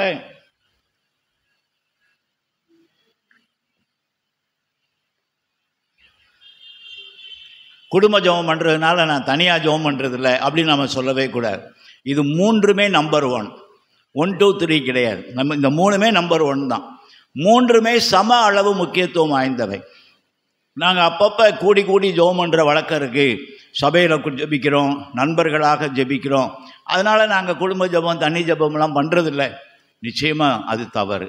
இந்த மூன்றுமே சம அளவு முக்கியத்துவம் வாய்ந்தவை. ஆக இந்த மனிதன் நம்முடைய ஜெப வாழ்வுக்கு ஒரு நல்ல முன்மாதிரி. நேரடியாக இயேசுவினிடத்திலே போய், ஒருவேளை அந்த தொழுநோயினாலே பாதிக்கப்பட்டிருந்ததுனால இதை பார்த்தவங்க சுற்றிலும் இருந்தவங்க என்னென்ன பேசினாங்க, என்னென்ன மாதிரி திட்டினாங்க, என்னென்ன கேள்வி கேட்டாங்க, அதெல்லாம் இதில் எழுதலை. ஆனால் அந்த விளைவுகளை பற்றி அவன் கவலைப்படலை. நம்ம இப்படி போகிறோமே, யார் யார் என்னென்ன சொல்லுவாங்க, எப்படி இதை புரிஞ்சுக்கிடுவாங்க, அனுமதிப்பாங்களா அனுமதிக்க மாட்டாங்களா. இன்னும் சொல்லுகிறது பழைய ஏற்பாட்டிலே, இவ்விதமாக இடத்துக்கு அனுமதி இல்லாமல் அல்லது எந்த விதமான சப்தமும் இல்லாமல் இந்த தொழுநோயாளி வந்துவிட்டால் அவனை கல்லறிவதற்கு கூட அவர்களுக்கு உரிமை இருக்கிறது. ஒருவேளை கல்லறிவாங்களா, இதை பற்றியெல்லாம் விளைவை பற்றி கவலைப்படலை. நேரடியாய் இயேசு கிறிஸ்துவினிடத்தில் முழங்காற்படியிட்டு ஆண்டவரை வேண்டிக் கொண்டான். மத்தேயு நற்செய்தியாளர் இந்த பகுதி எழுதும்போது இன்னும் அழகாக எழுதுகிறார். அவர் இயேசுவினிடத்தில் வந்து பணிந்து கொண்டு என்று சொல்லி எழுதுகிறார். இந்த பணிந்து கொண்டுங்கிற வார்த்தையை எப்படி புரிந்து கொள்ளணும் அப்படின்னா, சாஷ்டாங்கமாய் அவர் பாதத்தில் விழுந்து, சாஷ்டாங்கமாய் அவருடைய பாதத்தில் விழுந்து ஆண்டவரிடத்தில் வேண்டிக் கொண்டார். அன்புக்குரியவர்களே, இன்றைக்கி நம்முடைய காரியங்களை ஆண்டவரிடத்தில் சொல்லுவதை தவிர வேறு எந்த விதத்திலும் சரியான தீர்வை நீங்களும் நானும் பெற்றுக்கொள்ளவே முடியாது. தேவாலயத்துக்கு போய் தன்னுடைய குறையை அந்நாள் ஆண்டவரிடத்தில் சொன்ன அந்த நாள் வரை அவருடைய குறை தீர்க்கப்படுவதற்கு எந்த வழியும் ஏற்படவே இல்லை. ஒவ்வொரு பண்டிகையும் அவளுக்கு கண்ணீர் தான். பண்டிகையினுடைய விருந்து அவளால் சாப்பிட முடியவே இல்லை. ஆனால் அந்த அந்நாள் ஒரு நாளிலே தேவாலயத்தில் போய் தன்னுடைய மனதை ஊற்றிவிட்டார்கள். அதற்கு பிற்பாடு அவர்களுக்கு துக்கமுகமே இல்லை. அன்புக்குரியவர்களே, ஆண்டவருடைய சமூகத்தில் நேரடியாய் ஜெபித்து பாருங்கள். தனியாக குடும்பமாக கூடி ஜெபித்து பாருங்கள். அதனுடைய ஆசீர்வாதம், அதனுடைய வல்லமை, அதனுடைய விளைவுகள் நீங்கள் மகிழ்ச்சி அடையக்கூடியதாக இருக்கும் என்பதிலே சந்தேகமே இல்லை. இந்த மனிதன் நம்முடைய ஜெப வாழ்வு எப்படி இருக்க வேண்டும் என்பதற்கு ஒரு உதாரணமாக இருக்கிறார். இரண்டாவது, இந்த மனிதனுடைய ஜெபத்தை நீங்கள் பாருங்கள். ஆண்டவரிடத்தில் போய் என்ன சொல்லுகிறார்? உமக்கு சுத்தமானால் என்னை சுத்தமாக்க உம்மால் ஆகும். இந்த ஜெபத்தை முதலாவது உமக்கு சுத்தமாக்க உம்மால் ஆகும் என்கிற பகுதியை நான் எடுத்துக்கொள்கிறேன். என்னை சுத்தமாக்குவதற்கு உம்மால் ஆகும். நான் ஏற்கனவே சொன்னேன், தொழுநோய் பிடித்தவர்கள் அசுத்தர்கள். எனவே தான் ஆண்டவரிடத்தில் போய் சொல்லுகிறார், ஆண்டவரே நான் சுத்தமாக வேண்டும். அது உம்மால் ஆகும் சுவாமி, உம்மால் ஆகும். அவனுடைய விசுவாசத்தை யோசித்து பாருங்கள். இந்த மனிதனுடைய விசுவாசத்தை பாருங்கள். உம்மால் ஆகும் ஆண்டவரே, நான் சுத்தப்படுத்த முடியும் என்று சொல்லி நான் விசுவாசிக்கிறேன். விசுவாசமுள்ள ஜெபம் பிணியாளியை ரட்சிக்கும். அது யார் வேண்டுமானாலும் ஜெபிக்கலாம். அதற்கு வேறு யாரோ ஜெபிக்க வேண்டும் என்கிற அவசியம் இல்லை. பிறருடைய ஜெபத்தை நான் குறைத்து மதிப்பிடவில்லை. நாம் எல்லாருமே ஒருவரை ஒருவர் ஜெபத்திலே தாங்க வேண்டும். ஒருவருக்கொருவர் ஜெபத்திலே நாம் உதவியாக இருக்க வேண்டும். அதில் சந்தேகமே இல்லை. ஆனால் அதே நேரத்தில் என்னுடைய விசுவாசம் மிக மிக முக்கியமானது. ஒரு கதை சொல்லுவார்கள், நீங்கள் கேள்விப்பட்டிருப்பீர்கள். அது நடந்ததா கற்பனையாய் நடந்ததா தெரியாது. மழைக்காக ஜெபிக்க அனைவரும் ஆலயத்துக்கு அழைக்கப்பட்டார்கள். எல்லாரும் வந்தார்கள். ஜெபம் முடிந்த உடனே நல்ல மழை பெய்து கொண்டிருந்தார். யாருமே ஆலயத்தை விட்டு வெளியே போக முடியல. ஒரே ஒரு பாட்டிமா மட்டும் பையில் இருந்த கொடையை எடுத்து விரிச்சிட்டு அவங்க வாட்டுக்கு நடந்து போயிட்டாங்க. அவங்ககிட்ட கேட்டாங்க, எப்படி கொடை வந்துச்சு? அப்போ அவங்க சொன்னாங்க, மழைக்காக ஜெபிக்க போகிறோம், மழை வரும் என்று எனக்கு தெரியும், எனவே நான் கொடையை எடுத்து வந்தேன் என்று சொன்னார். ஒருவேளை இது கற்பனை கதையாக கூட இருக்கலாம். ஆனால் இது ஒரு சவாலான ஒரு விஷயம் இல்லையா? நம்ம அநேக நேரங்களில் பல விஷயங்களுக்கு ஜெபிக்கிறோம்.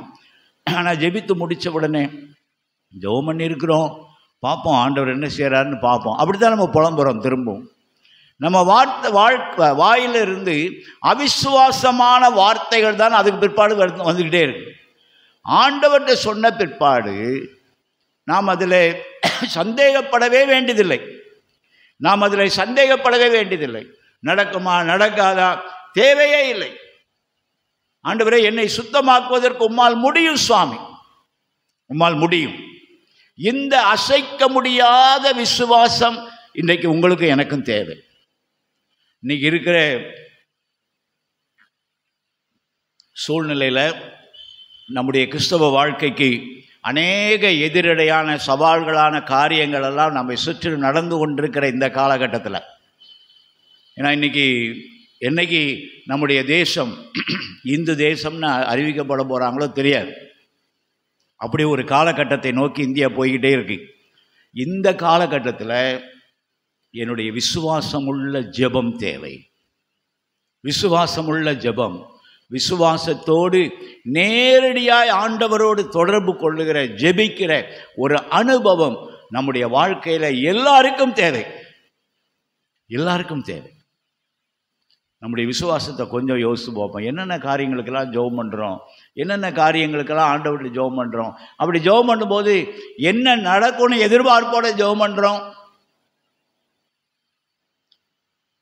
இன்றைக்கி அநேக விஷயங்களுக்காக நம்ம ஆண்டவரிடத்தில் கடுமையாய் அல்லது அதிகமாய் போராடி ஜெபிக்க வேண்டியது இருக்கிறது. நம்முடைய பிள்ளைகளுடைய ரட்சிப்புக்காக, எதிர்காலங்களுக்காக, திருச்சபையினுடைய எதிர்காலத்திற்காக அநேக விஷயங்கள் நாம் அதிகமாய் ஜெபிக்க வேண்டிய ஒரு காலகட்டத்தில் இருக்கிறோம். நம்முடைய விசுவாசமுள்ள ஜெபம் தேவை. ஆண்டவரே, இது தீர்க்க முடியாத ஒரு நோய்தான் சுவாமி. நான் அசுத்தனாக கருதப்படுகிறவன். நான் எல்லா நிலையிலும் ஒதுக்கப்பட்டிருக்கிறேன். ஊரை விட்டு வெளியே தள்ளப்பட்டிருக்கிறேன். எனக்கு ஊருக்குள்ளே இடம் இல்லை, என்னுடைய நண்பர்களிடத்தில் இடம் இல்லை, என்னுடைய உறவினர்களோடு இருக்க முடியலை. ஆனால் ஆண்டவரே, என்னை சுத்தவானாக மாற்றுவதற்கு உம்மால் ஆகும் சுவாமி. என்னை சுத்தப்படுத்துவதற்கு உம்மால் ஆகும். என்னுடைய விசுவாசமுள்ள ஜெபம்.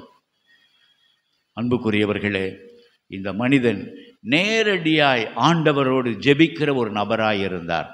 இரண்டாவது, விசுவாசத்தோடு ஜெபிக்கிறவராய் இருந்தார். உம்மால் ஆகும் சுவாமி, உம்மால் ஆகும். யார் என்னுடைய நோயை குணப்படுத்த முடியுமோ முடியாதோ, உம்மால் ஆகும். நீர் என்னை சுத்தப்படுத்தலாம். என்னுடைய அசுத்தத்தை நீர் நீக்க முடியும். நம்முடைய பாவத்தினாலே வருகிற விளைவுகள், அந்த விளைவுகளினாலே ஏற்படுகிற நோய்கள், அந்த விளைவுகளினாலே ஏற்படுகிற தீமையான பல அனுபவங்கள், இவை எல்லாவற்றையும் சரி செய்வதற்கு நம்முடைய பாவ பரிகாரியாகிய இயேசு கிறிஸ்துவை அன்றி வேறொருவராலும் இது முடியாது.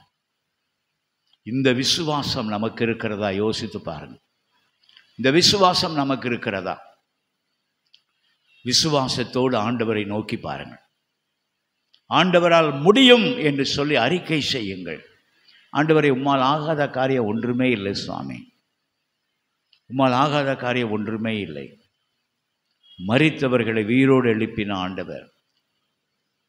எத்தனை நாட்களானாலும் நாரி போயிருக்குமே என்று மக்கள் சொன்ன நேரத்திலும், லாசருவே வெளியே வா என்று சொல்லி லாசருடைய வாழ்விலே புது ஜீவன் அளித்த ஆண்டவர்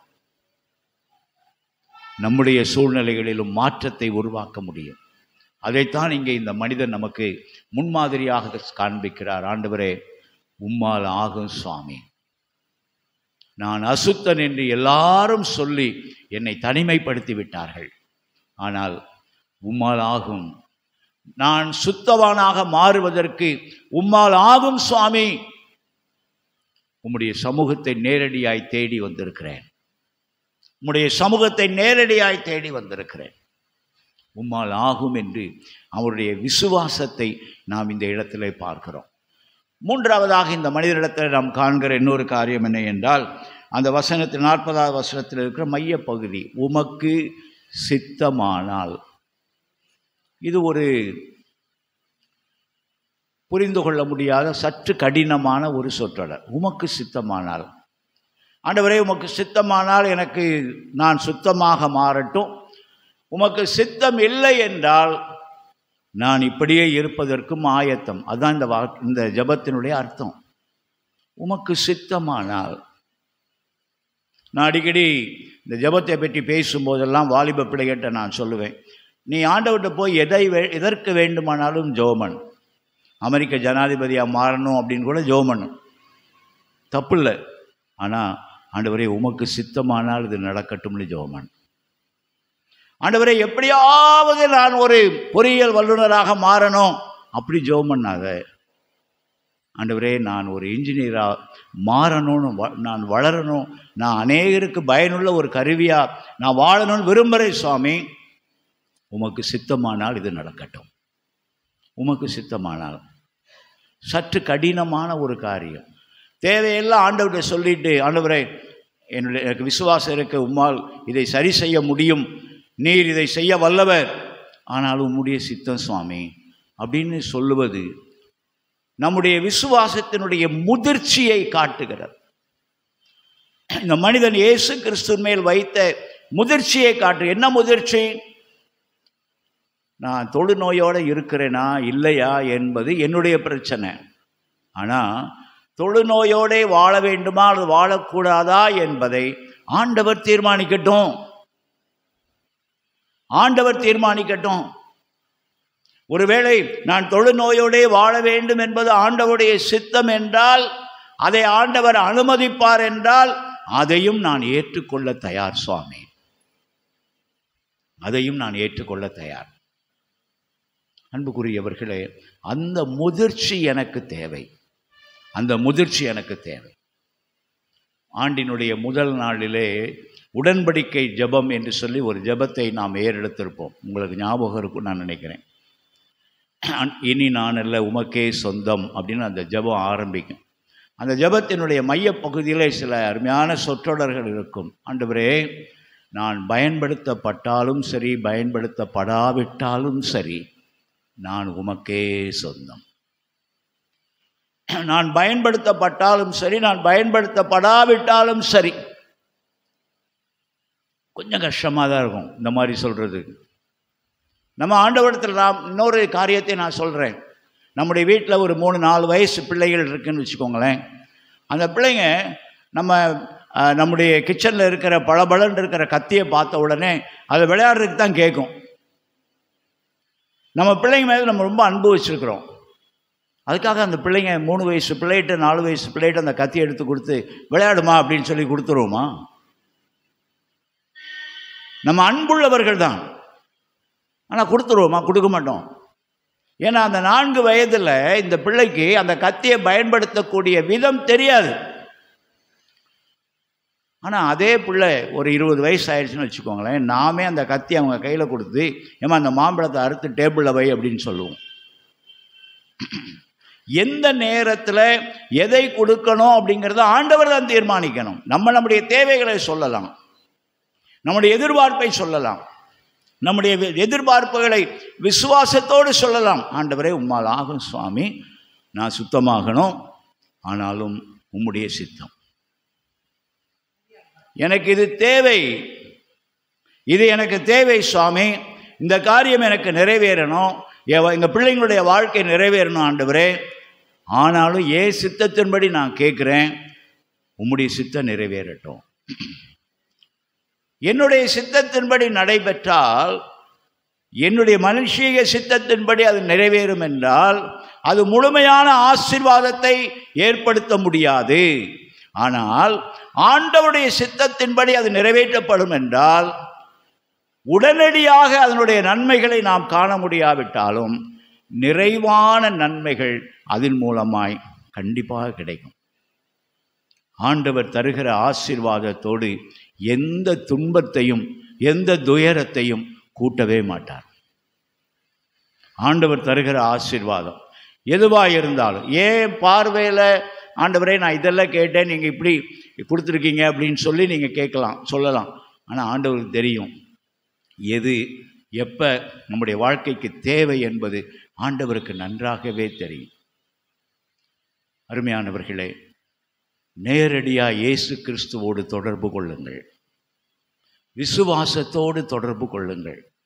தேவ சித்தத்துக்கு அர்ப்பணித்து தொடர்பு கொள்ளுங்கள். இன்னைக்கு பல ஜெபத்தை குறித்த அநேக போதனைகள் இருக்கிறது.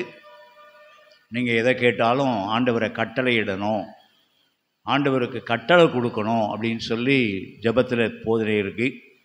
அதில் நான் தற்செயலாக ஒரு நாள் ஒரு டிவி நிகழ்ச்சியை பார்த்துட்டே இருந்தேன். ஒருத்தர் பேசினார், ஆண்டவர்கிட்ட நீங்கள் மேலெழுந்த வாரியாலாம் கேட்கக்கூடாது, ரொம்ப பர்டிகுலராக கேட்கணும். உதாரணத்துக்கு நீங்கள் ஒரு கார் வேணும்னு கேட்குறீங்க அப்படின்னா என்ன பிராண்டு கார் வேணும், என்ன கலரில் வேணும், எந்த வேரியேஷனில் வேணும், இதெல்லாம் சொல்லி தான் நீங்கள் கேட்கணும். அப்போ தான் ஆண்டவர் உங்களுக்கு கொடுக்க முடியும் அப்படின்னு. ஆண்டவர் என்ன நம்மளை மாதிரி அறிவில் குறைந்தவரா? எனக்கு நேற்று நடந்தது தெரியும், இன்றைக்கி நடந்துக்கிட்டு இருக்கிறத நான் பார்த்துக்கிட்டே இருக்கிறேன். இப்போ மணி 10:30 11:30 மணிக்கு என்ன நடக்குங்கிறது எனக்கு தெரியாது. ஆனால் என்னுடைய ஆண்டவர் அப்படி இல்லை. நேற்று நடந்ததும் தெரியும், இன்றைக்கி நடக்க போகிறதும் தெரியும். என்னென்று நாளைக்கும், நாளை மறுநாள், நாளை அடுத்த ஆண்டு நடக்க போகிறதெல்லாம் ஆண்டவருக்கு தெரியும். எந்த நாளிலே எதை தர வேண்டும் என்பது ஆண்டவருக்கு நிச்சயமாகவே தெரியும். அதனால தான் சொல்கிறோம், ஆண்டவரே உமக்கு சித்தமானது என்னுடைய வாழ்க்கையில் நடக்கணும். எனக்கு இது நல்லதுன்னு என் தோணுது, என் அனுபவத்தில், என் அறிவில் எனக்கு இது கிடைச்சா நல்லதுன்னு தோணுது சுவாமி. ஆனால் அது உண்மையிலே அது நல்லதா என்னதுன்னு உங்களுக்கு தான் தெரியும். எனவே உம்முடைய சித்தம் நிறைவேறட்டும் ஆண்டவரே, உம்முடைய சித்தத்தின்படி அது நடக்கட்டும் ஆண்டவரே. அப்படிப்பட்ட ஜெப வாழ்விலே முதிர்ச்சியோடு நீங்களும் நானும் வளர வேண்டும் என்று ஆண்டவர் எதிர்பார்க்கிறார். இந்த தொழுநோயாலே பாதிக்கப்பட்ட மனிதன், அசுத்தன் என்று கருதப்பட்டு தனிமைப்படுத்தப்பட்ட இந்த மனிதன் நேரடியாக ஆண்டவரிடத்தில் வந்தான். விளைவுகளை பற்றி கவலைப்படலை, விசுவாசத்தோடு வந்தான். தனிமைப்படுத்தப்பட்ட சூழலிலும் ஆண்டவரே உம்முடைய சித்தப்படி நடக்கட்டும் சுவாமின்னு சொல்லி ஜெபம் பண்ணினான். இந்த ஜெபத்தை பார்த்து ஆண்டவர் மனதுருகினார்.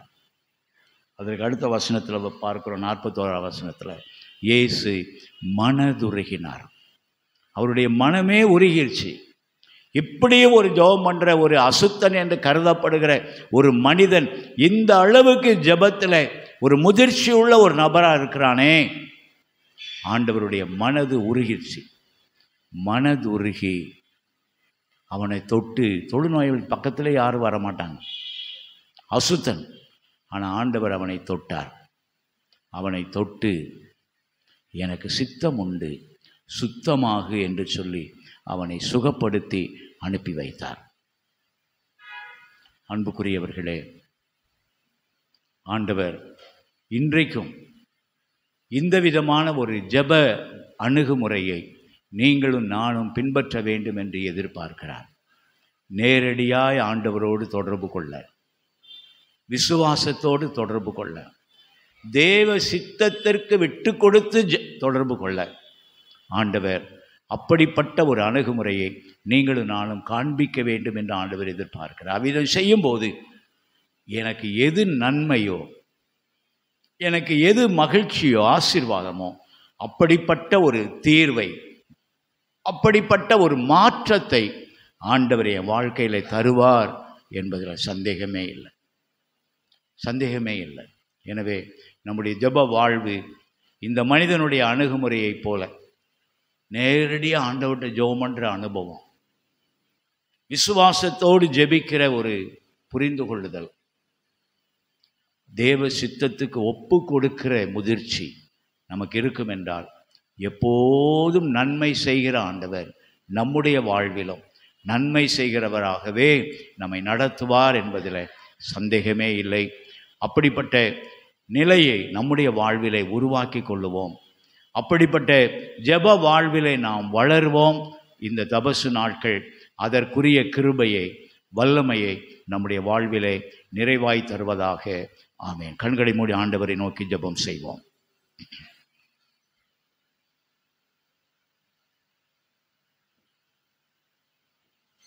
ஒரு நிமிடம் அமைதியாய் என்னுடைய தனி ஜெப வாழ்வு, என்னுடைய குடும்ப ஜெப வாழ்வு,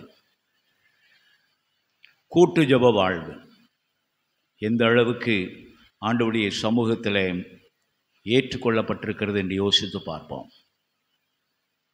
எனக்காக யாரேனும் ஜெபிக்கட்டும் என்று சொல்லி இருப்பீர்கள், ஆனால் உங்களை நீங்களே ஏமாற்றிக் கொள்ளுகிறவர்கள். நீங்கள் ஆண்டவரோடு நேரடியாய் தொடர்பு கொள்ள வேண்டும், விசுவாசத்தோடு தொடர்பு கொள்ள வேண்டும். தேவ சித்தத்திற்கு விட்டு கொடுத்து ஆண்டவரிடத்தில் ஜெபிக்க வேண்டும். நிச்சயமாய் எனக்கு எது நன்மையோ எது ஆசீர்வாதமோ அப்படிப்பட்ட ஜெப ஆசீர்வாதங்களை ஆண்டவர் நம் அனைவருடைய வாழ்விலும் நிறைவேற்றுவார் என்பதில் சந்தேகமே இல்லை. ஆண்டவரே, என்னையும் என் குடும்பத்தையும் இப்படிப்பட்ட ஒரு ஜெப வாழ்வுக்குள்ளாக முதிர்ச்சியுள்ள ஜெப அணுகுமுறைகளை பின்பற்றக்கூடிய கிருபை எங்களுக்கு தாங்க சுவாமின்னு சொல்லி இந்த தபசு நாட்களில் அப்படிப்பட்ட ஒரு முதிர்ச்சியான ஜெப அணுகுமுறையை துவங்க தொடர எங்களுக்கு உதவி செய்யுங்க ஆண்டவரே என்று சொல்லி நம் ஆண்டவரை நோக்கி பார்ப்போம். கிருபையுள்ள ஆண்டவரே, இந்த காலை ஆராதனையிலே கூடி வந்திருக்கிற எங்களோடு உம்முடைய வார்த்தையின் வழியாய் நீர் பேசி இருக்கிறீர். எங்களுடைய ஜெப வாழ்வை சீரமைப்பதற்கு நீர் எங்களுக்கு தந்த நல்ல ஆலோசனைக்காக ஸ்தோத்திரம். இந்த தொழுநோயாலே பீடிக்கப்பட்ட இந்த மனிதனுடைய வாழ்வை மையமாக வைத்து நீர் எங்களுக்கு கற்றுக் கொடுத்த இந்த பாடங்களை எங்களுடைய தனி வாழ்விலும் குடும்பத்திலும் நாங்கள் நிறைவேற்றுவதற்கு உதவி செய்.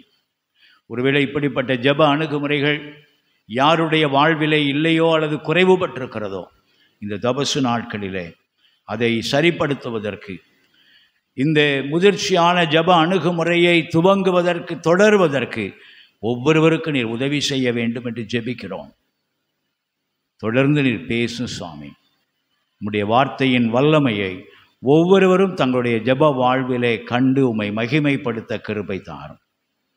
அப்பிரயோஜனமான பணியாளராய் நீர் சொன்னதை சொல்லி கடந்து போகிறோம். விளையச் செய்கிற கர்த்தருடைய வல்லமை கேட்ட ஒவ்வொருவருடைய வாழ்விலும் 30, 60, 100 நற்பலன்களை உருவாக்கட்டும். உமக்கே மகிமை செலுத்துகிறோம்.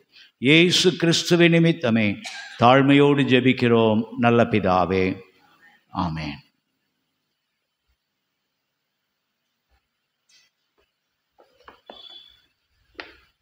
அன்பானவர்களே, இந்த நல்ல நாளிலும் நம்ம மத்தியிலே வந்து கடந்த 2 நாட்களாகவும் நற்செய்தி கூட்டங்களிலும் உபவாச கூடுகையிலும் நம்ம மத்தியிலே பங்கு பெற்று நம்மை ஆன்மீக ஆசீர்வாதங்களுக்குள்ளாகவும் இந்த தபசு காலங்களின் ஆசீர்வாதத்துக்குள்ளாகவும் வழிநடத்தின அருமையான ஐயா அவர்களுக்கு நம்முடைய திருச்சபையின் சார்பாக நன்றிகளை தெரிவித்துக் கொள்கிறேன். அம்மா அவர்களுக்கும் திருச்சபையின் சார்பாக நன்றிகளை தெரிவித்துக் கொள்கின்றேன். தொடர்ந்து அருமையான ஐயாவுடைய குடும்பத்தாருக்காக, அவருடைய ஊழியங்களுக்காக, பிள்ளைகளுக்காக நீங்கள் உங்கள் தனி ஜபங்களிலும் குடும்ப ஜபங்களிலும் ஜெபிக்க அன்போடு கேட்டுக்கொள்கின்றேன். தொடர்ந்து ஆண்டவருடைய வார்த்தையை கேட்ட நாம் நம்மையும் நம்முடைய காணிக்கைகளையும் கடவுளுக்கென்று நாம் படைப்போம். கீர்த்தனைகளிலே பாடல் 152, நீ உனக்கு சொந்தமல்லவே, மீட்கப்பட்ட பாவி நீ உனக்கு சொந்தமல்லவே என்ற பாடல் பாடி நம்மையும் நம்முடைய காணிக்கைகளையும் கடவுளுக்கென்று படைப்போம். இந்த பாடல் வேளையிலே ஸ்தோத்திர காணிக்கை படைக்கிறவர்கள் நீங்கள் முன்வர உங்களை அன்போடு கேட்டுக்கொள்கிறேன். கீர்த்தனை 152.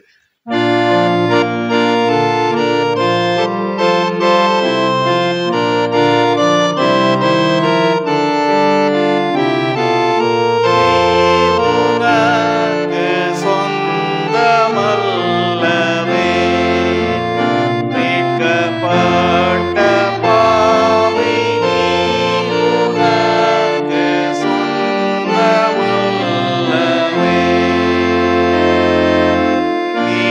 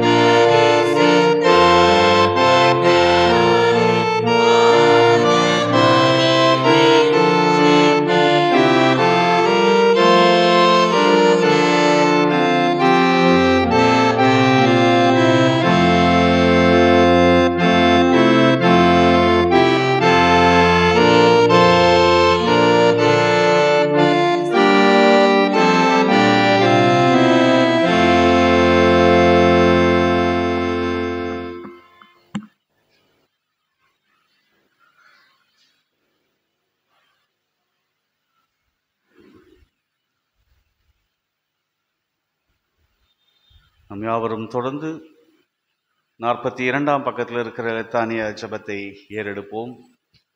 ஒவ்வொரு ஜெப குறிப்புக்கு பின்பதாக கர்த்தாவே கிருபையாயிரும் என்ற ஸ்தோத்திரத்தை ஏறெடுக்க அன்போடு கேட்டுக்கொள்கின்றேன். பரத்திலிருந்து வரும் சமாதானத்திற்காகவும் நம்முடைய ஆத்துமாக்களின் ரட்சிப்புக்காகவும் கர்த்தரை நோக்கி ஜெபிப்போமாக. கர்த்தாவே அகில உலக சமாதானத்திற்காகவும் கடவுளுடைய பரிசுத்த சபைகளின் நல்வாழ்வுக்காகவும் அவைகளின் ஒருமைப்பாட்டுக்காகவும் கர்த்தரை நோக்கி ஜெபிப்போமாக. உலகில் உள்ள திருச்சபைக்காகவும் வட இந்திய தென்னிந்திய திருச்சபையின் ஐக்கியங்களுக்காகவும் தென்னிந்திய திருச்சபையின் ஐக்கியத்திற்கீழாக இருக்கிற அனைத்து பேராயங்கள் பேராயருக்காகவும் விசேஷமாய் right reverend doctor Jaisingh Prince Prabhakaran என்னும் நமது பேராயரும் நல்ல இருதயத்தோடும் சுத்த மனச்சாட்சியோடும் தங்கள் பணிவிடைகளை நிறைவேற்ற கர்த்தரை நோக்கி ஜெபிப்போமாக.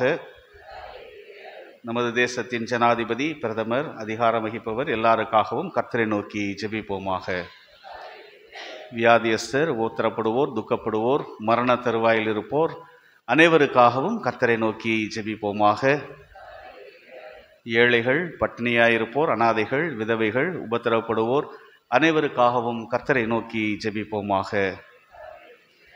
அந்தகாரத்திலிருந்து நம்மை தம்முடைய ஆச்சரியமான ஒளி நடத்துக்கு வரைய புண்ணியங்களை காண்பிக்கும் பொருட்டாக நமக்காகவும் கிறிஸ்துவின் நாமத்தை அறிக்கை பண்ணும் யாவருக்காகவும் கர்த்தரை நோக்கி ஜெபிப்போமாக. சர்வ வல்லமையுள்ள நித்திய கடவுளே, திருச்சபையின் முழு சரீரத்தையும் உமது ஆவியானவரால் ஆண்டு பரிசுத்தப்படுத்துகிறவரே, உமது திருச்சபையில் எல்லா நிலைமையிலும் உள்ள மனிதருக்காக உம்முடைய பாதபடியிலே வருகின்றோம். கர்த்தர் எங்களுடைய திருச்சபையின் அனைத்து ஊழியங்களுக்காக அரசு தேர்வு எழுதுகின்ற பிள்ளைகளுடைய சிறப்பான ஞானம் வழிநடத்துதல் அடைக்கலத்திற்காக இன்றைய நாளிலும் நடைபெற இருக்கின்ற அந்த மருத்துவ முகாமுக்காக தொடர்ந்து உம்மை நோக்கி வேண்டுகின்ற ஒவ்வொருவருக்காக இன்றைய நாளிலும் உங்கள் சன்னதியில் நாங்கள் ஏறெடுக்கும் விண்ணப்பங்களையும் ஜெபங்களையும் படைத்திருக்கிற காணிக்கைகளையும் அங்கீகரித்தருளும்.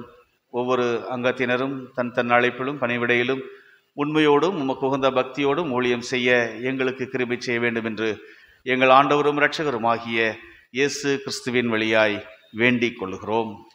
ஆமேன். யாவரும் இணைந்து சொல்லுவோம். பரமண்டலங்களில் இருக்கிற எங்கள் பிதாவே, உம்முடைய நாமம் பரிசுத்தப்படுவதாக, உம்முடைய ராஜ்யம் வருவதாக, உம்முடைய சித்தம் பரமண்டலத்திலே செய்யப்படுகிறது போல பூமியிலேயும் செய்யப்படுவதாக. என்னுள்ள ஆகாரத்தை இன்று எங்களுக்கு தாரும். எங்களுக்கு விரோதமாய் குற்றம் செய்கிறவர்களுக்கு நாங்கள் மன்னிக்கிறது போல எங்கள் குற்றங்களை எங்களுக்கு மன்னியும். எங்களை சோதனைக்குள் பிரவேசிக்க பண்ணாமல் தீமையின்றி எங்களை ரட்சித்துக் கொள்ளும். ராஜ்யமும் வல்லமையும் மகிமையும் என்னென்றைக்கும் உம்முடையவைகளே. ஆமென். எல்லா புத்திக்கும் மேலான தேவ சமாதானம் உங்களோட இருந்து நீங்கள் கடவுளையும் அவருடைய குமாரனாகிய நம்முடைய நாதர் இயேசு கிறிஸ்துவை பற்றிய அறிவிலும் அன்பிலும் நிலைத்திருக்கும்படி உங்கள் இதயத்தையும் சிந்தையையும் காக்க கடவுது. பிதா குமாரன் பரிசுத்தாவியும் ஆகிய சர்வ வல்லமை பொருந்தின கடவுளுடைய ஆசீர்வாதம் உங்களுக்குள்ளே இருந்து எப்பொழுதும் உங்களோட நிலைத்திருக்க கடவுது.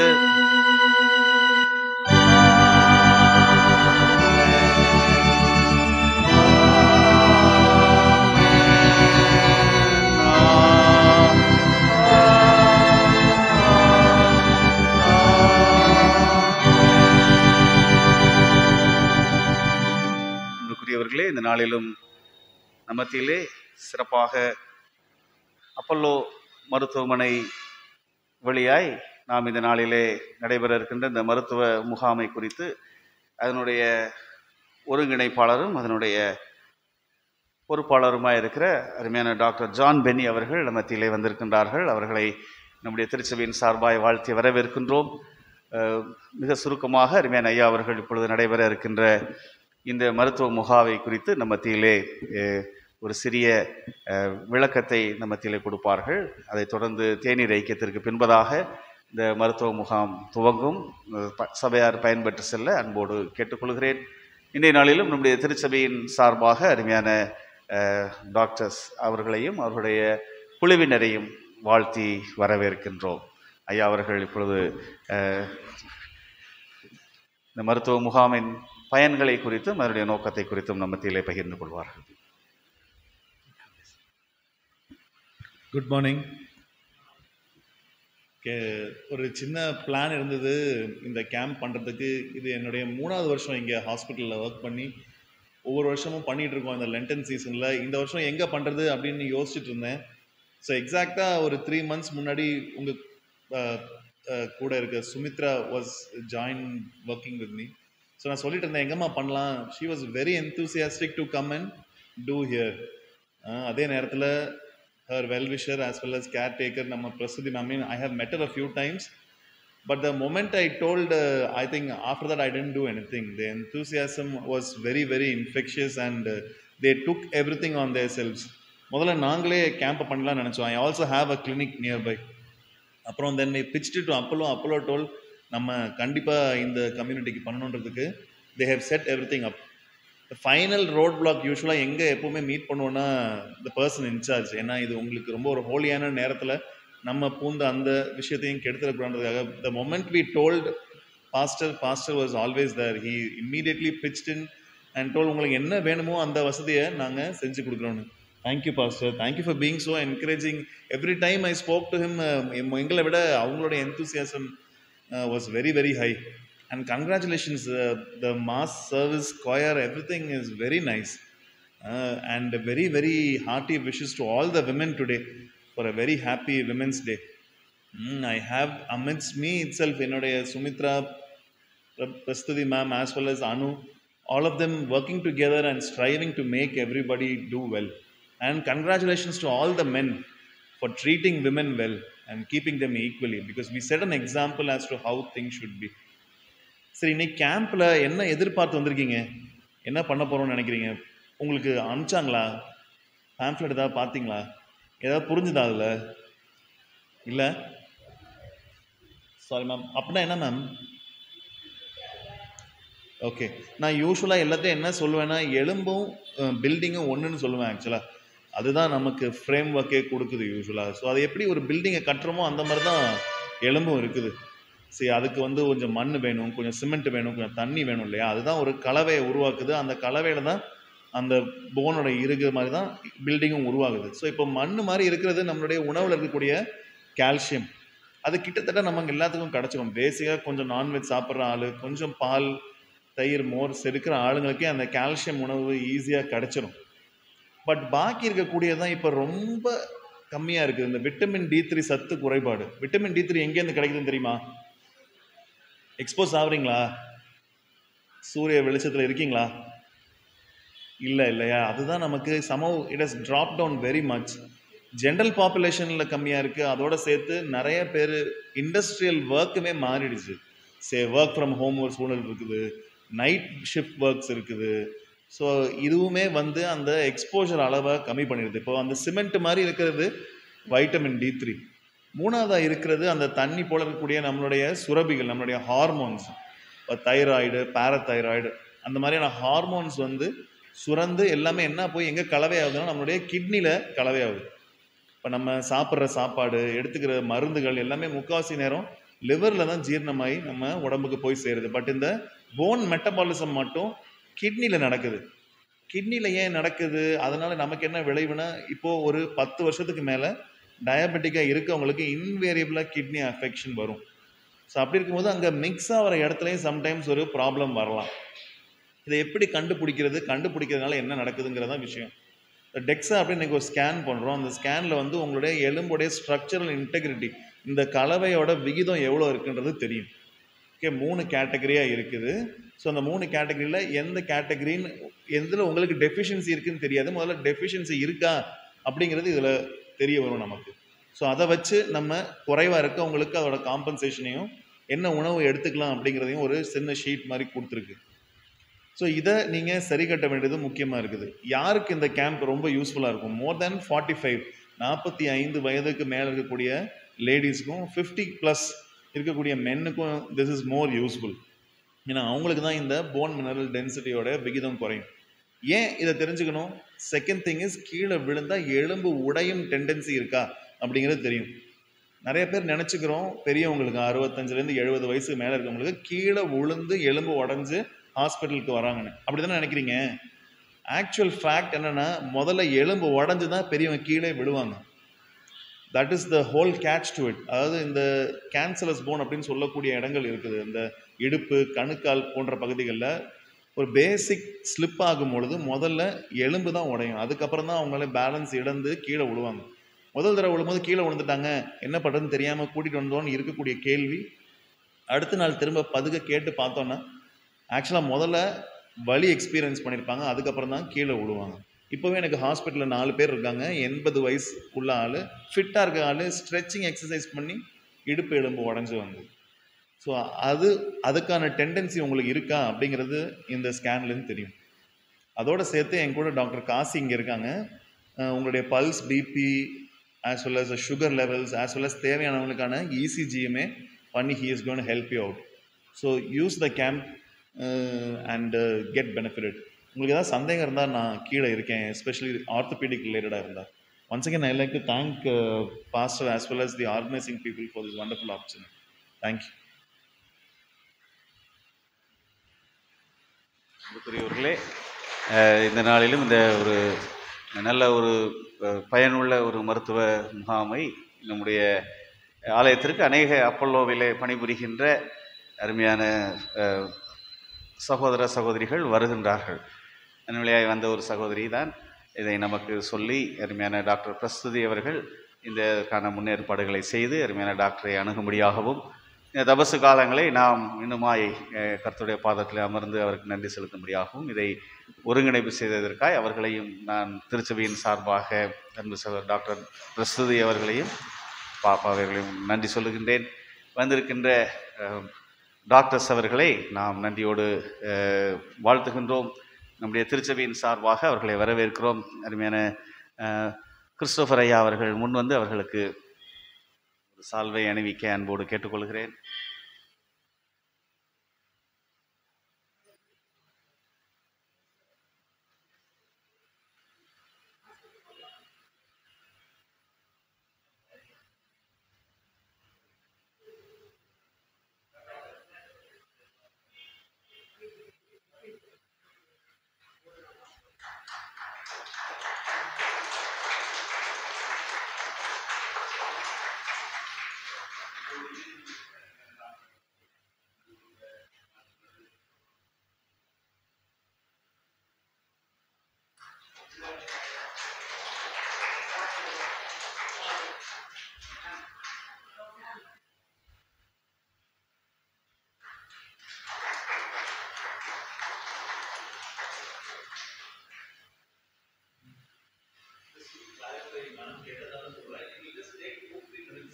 உங்களுக்கு அந்த ரிப்போர்ட் வர்றதுக்கு கையில் வர்றதுக்கு ஒரு 2-3 நிமிஷம் தான் ஆகும். என் கால் மட்டும் கொஞ்சம் க்ளீனாக போய் அதை பதிச்சிட்டிங்கன்னா they will immediately give you a print out. What else you asked, ma'am? வேற என்ன கேட்டீங்க?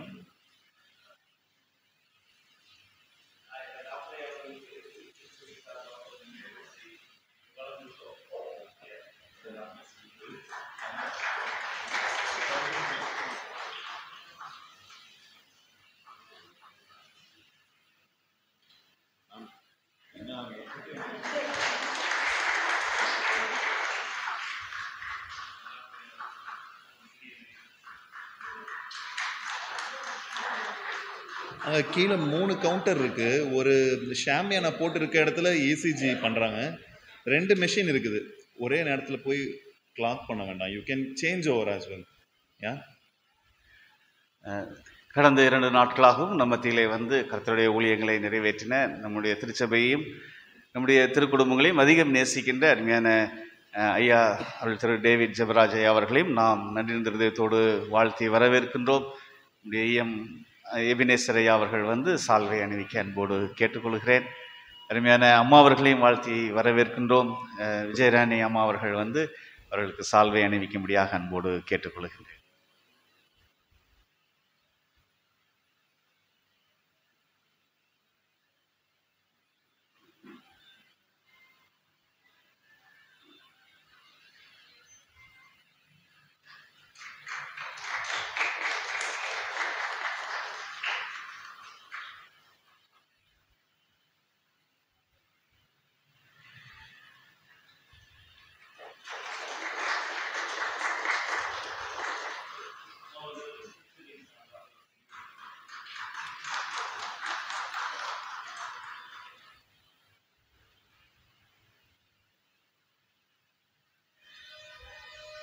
அனைவரும் தொடர்ந்து பங்கு பெற்று செல்ல உங்களை அன்போடு கேட்டுக்கொள்கிறேன்.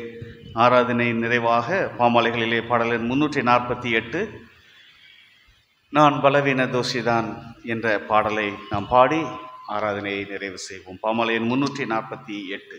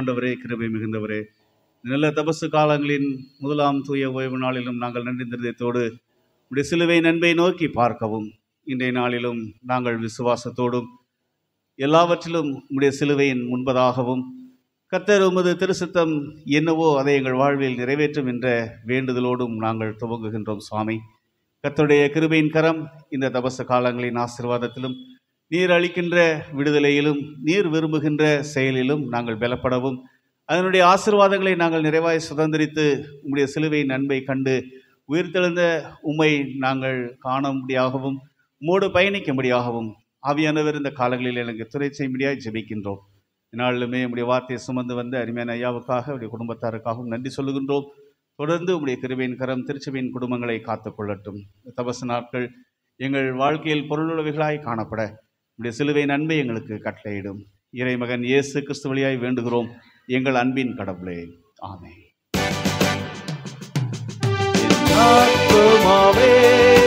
கர்த்தரை ஸ்தோத்தரி, என் முழு உள்ளமே அவர் பரிசுத்த நாமத்தை ஸ்தோத்தரி.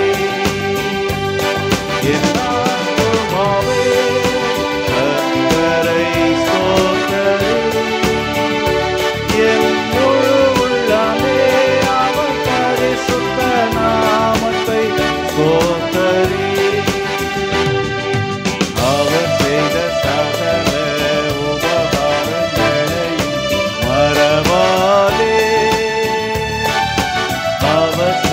சகல உபகாரங்களை மறவாதே. என் ஆத்துமாவே கர்த்தரை ஸ்தோத்தரி.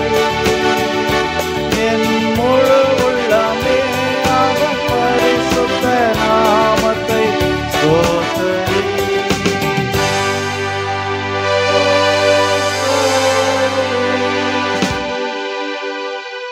கர்த்தர் உங்களோடு இருப்பாராக. தேவ சமாதானத்தோடே போக கடவும்.